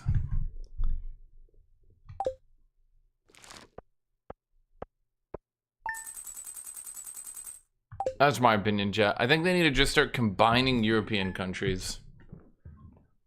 Like, all the mini-me countries need to come together. Hold on, I need to go get water. I think Lithuania, Latvia, and Estonia should come together. Finland, Sweden, Norway, Denmark should come together. Belgium and France, okay? And I'm gonna say it, honestly, at this point, like, I think Eastern Germany kicked that out to Poland, but then in return, Germany gets the Netherlands and Czech. Hungary goes to Romania, because that would just be really funny to me. Serbia goes to Bosnia. I'm gonna go get water.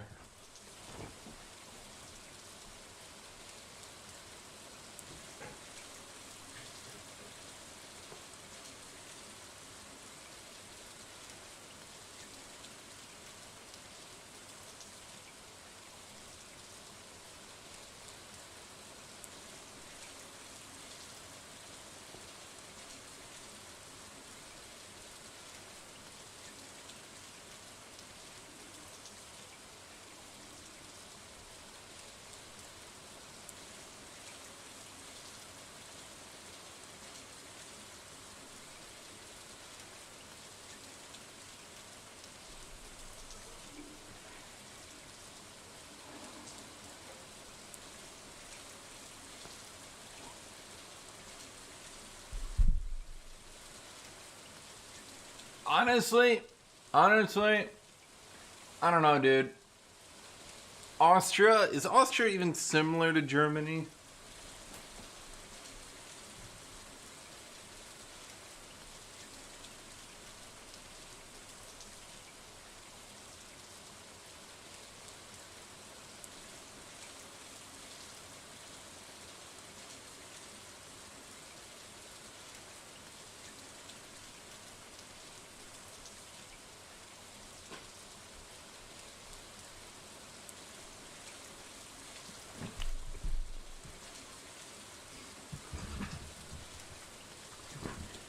Honestly though, I think if I look at like their voting and how they act, I think the French are just too Frenchy to combine. But I think like a Central European Federation, and mind you, I think you would want to kick out Eastern Germany because they just all vote AFD. But if you look at the rest of them, they pretty much vote and act pretty similar outside of the French. So just make like Central Germany. Just do like Germany, Netherlands, Czech, Austria, Denmark.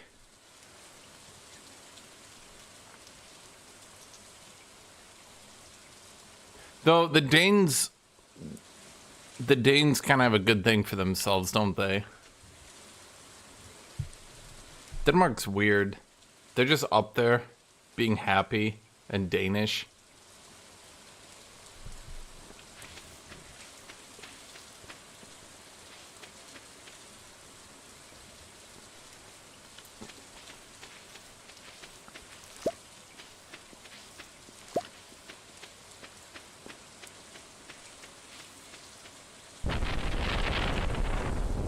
Well, that's what I'm saying. You just give Belgium to France.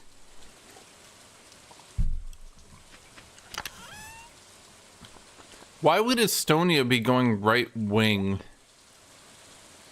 with Russia being aggressive on their border?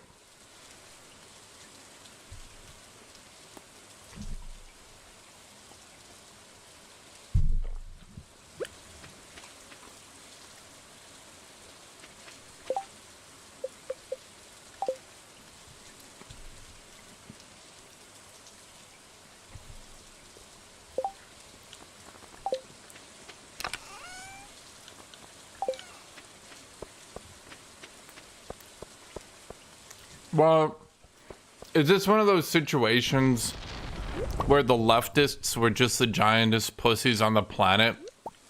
So they voted in the right wing because they were, like, stupid, but the only people who were doing anything? I've seen that happen.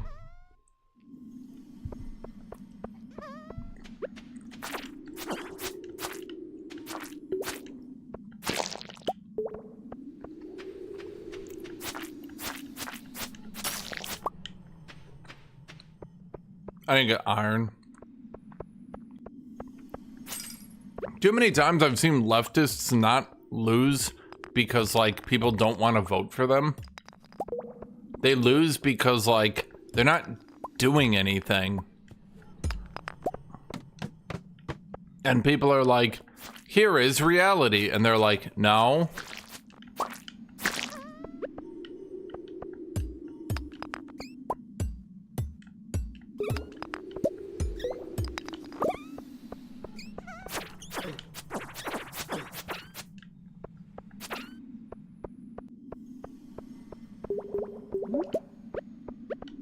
Well, yeah, see, that's a problem with these small countries, though. They've got, like, all of 2 people living in them. So, like, I don't know, who cares?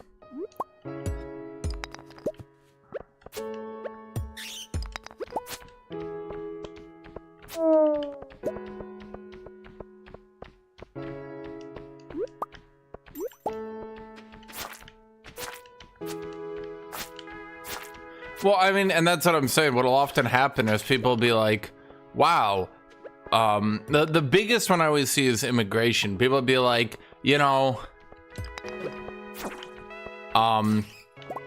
it's nice and all to have an immigration policy, but I think the percentage of people you're letting in is too big compared to our population. And leftists will be like, no, shut up, fuck you. And then they get voted out. And you're just like, what, how did you not see that coming?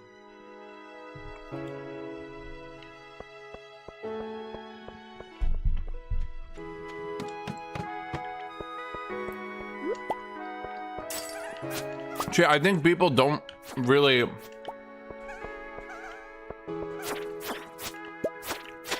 People often don't look at the actual numbers of the situation. So they're like, America let in 1 million immigrants. Why can't we? It's like, well, bro, in America, we have like 300 plus, like, what is it now? 360 million people. So if we let in 1 million, 2 million, 3 million, 5 million, it's not really that big a deal at the grand scheme of things.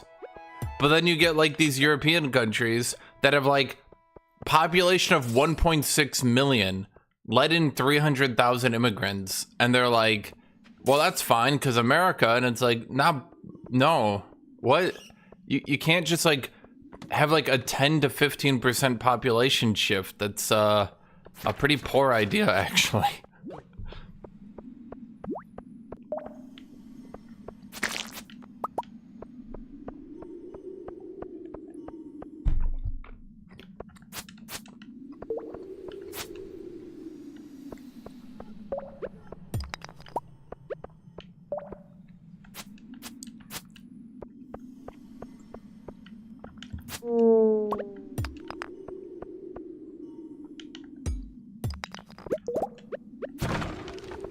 Because of phrasing.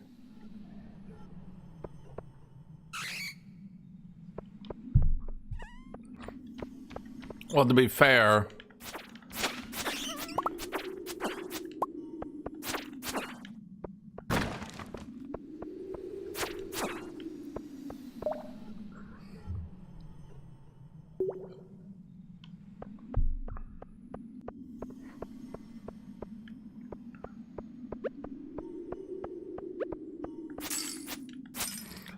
how different are Ukrainians and Polish? Because I feel like some of these immigration blocks are a little bit more culturally diverse than that.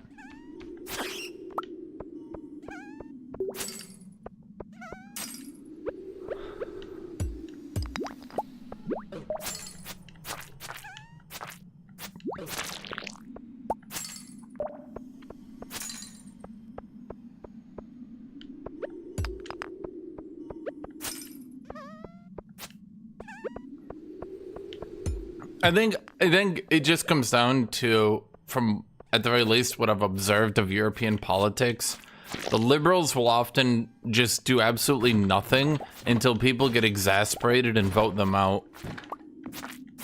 And it kind of goes into what I was saying earlier.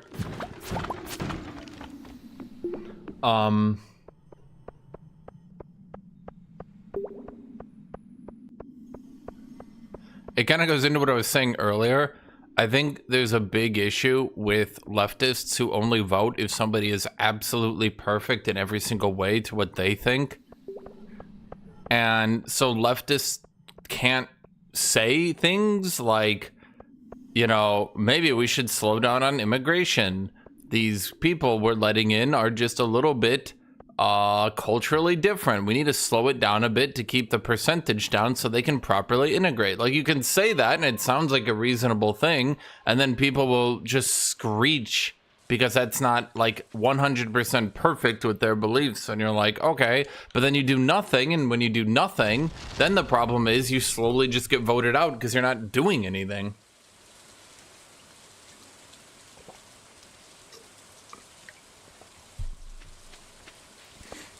Slavs are weird because just through like my observed voting patterns and like how they act, I feel like Czech people are closer to Germans than Slavs. And certainly you've got Slavic groups that have just completely Germanicized.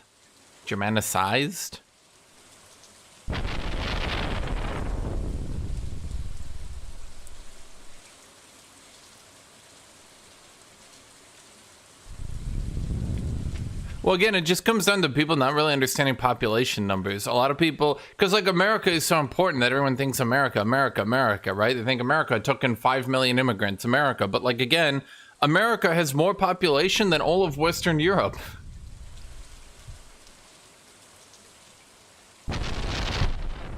When I grew up in Chicago, Chicago's got some of the biggest immigration areas in the United States. Not like a modern immigration thing, but like, let's say like 1850s to 1950s. So like Chicago's got a shitload of like Germans, Polish, Russians, Muslims, stuff like that, right? Shit, when I was growing up, I was confused. Again, I tell this story a lot, but I was very confused. Because, like, it was, God, I was literally in high school, and my friend was filling out a college application. He's like, oh, yeah, I'm, like, Filipino, so I get help. I'm like, why? He's like, because Filipinos are a minority. I'm like, what? He's like, yeah. I'm like, oh, yeah, I guess. Huh. It had never occurred to me that my friend was a minority.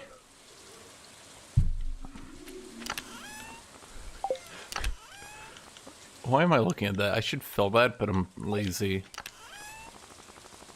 Czechs are closer to Austrians than Poles. Well, that's what I was gonna say.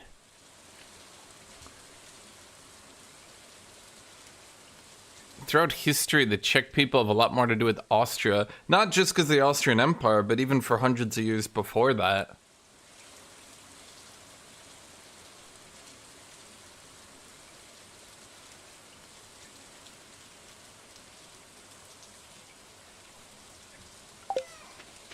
No, I'm not gonna sell these. Let's just put these away for now.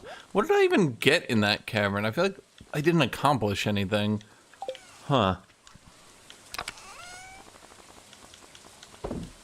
Well, there's also lots of time periods where, like, Austria, or I should say Bohemia was trying... It's actually really funny because, it's actually the Habsburgs who did it. If you guys don't actually know this part of history. The Bohemians had actually taken over Austria. And there's Austria, Styria, and Tyrol are the three, duchies. That's why Austria was called an archduchy, by the way, because there's technically 3 duchies combined, even though they were like really small duchies. But you get the idea, right? There was Austria, Styria, and Tyrol. If you think Austria, Tyrol's like the mountain pass in the left. If you guys, yeah. So Bohemia had actually taken Austria and Styria, and it was the Habsburgs, I shit you not, who actually opposed them, kicked them out, and took Austria and Styria for themselves, and then took Tyrol. Then they elevated themselves because there couldn't be another kingdom in the HRE, so they called themselves the Archduchy of Austria. And then they used that so that all 3 of the duchies would then be combined into a super duchy so that it would all remain under one heir rather than splitting back into 3 different, you know, brothers or whatever. When someone died. Actually, Austria abused inheritance rules so hard. It's actually funny when you know about Austrian history. They were like brutal, dude. People think of Austrians, like the Habsburg Empire, as being this like really shitty military, weak, shitty empire of shitters.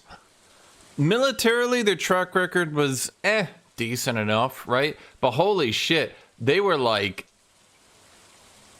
relentless when it came to their opposition. They didn't really fight you on the battlefield, they just tore you apart politically. One of the ways, if anyone's Bavarian, one of the ways they obliterated Bavaria is they forced Bavaria into a different inheritance so that it would split apart. When the Duke of Bavaria died, it would all split apart into like 4 different duchies. That's how Bavaria went from being an actual Austrian rival in the HRE to you never heard of them again.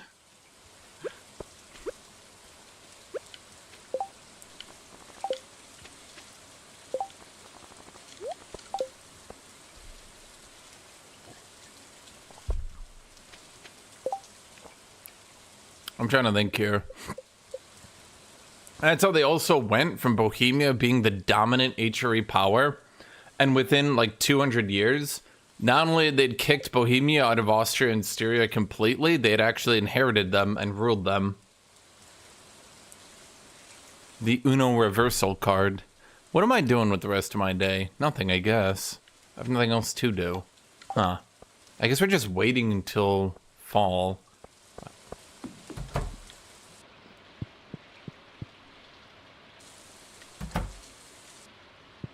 Oh, it's because the cat. That's okay. Level 7 mining.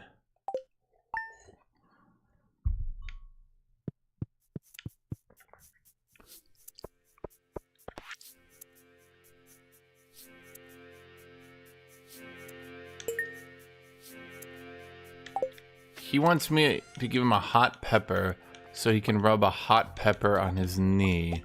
Okay. Okay, so I got all 3 of the things I need for the community center. Sorry, all 4.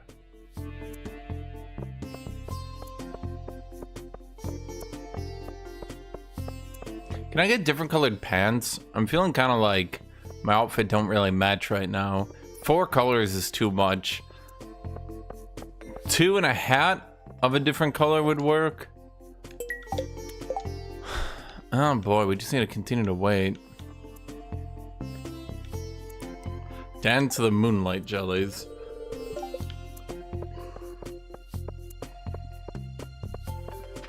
Who is that? Knee therapy? Bring George a hot pepper. Which one's Clint? Is Clint the, Which one's Clint?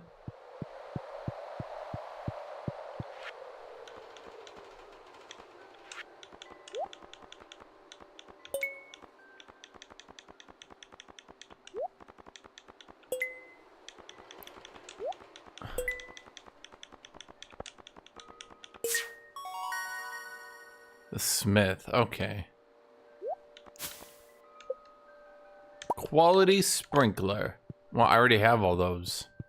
You dumb forest fairies. Why are the forest fairies in the community center anyway?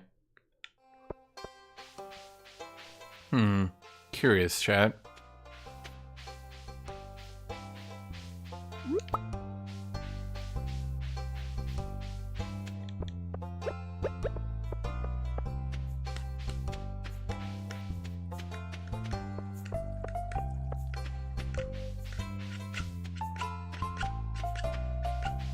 So after my steel axe and steel pickaxe, what's the next thing to upgrade, chat?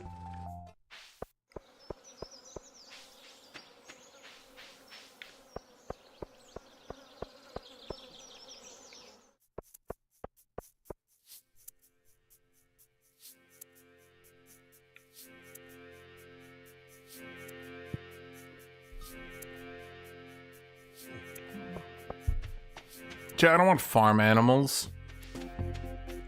I would have to get a barn to do that. Do I really look like I have space for a barn? Come on, chat.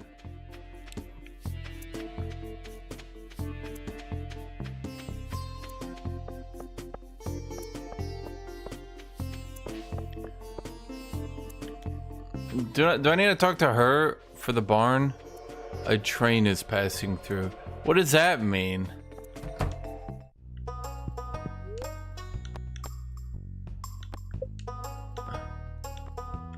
I need a barn. How do I get a barn? Yeah, chat, what do I do? Do I upgrade my pickaxe again to gold? My axe to gold? Or should I do a different implement? I should really be using Clint while we're not that busy.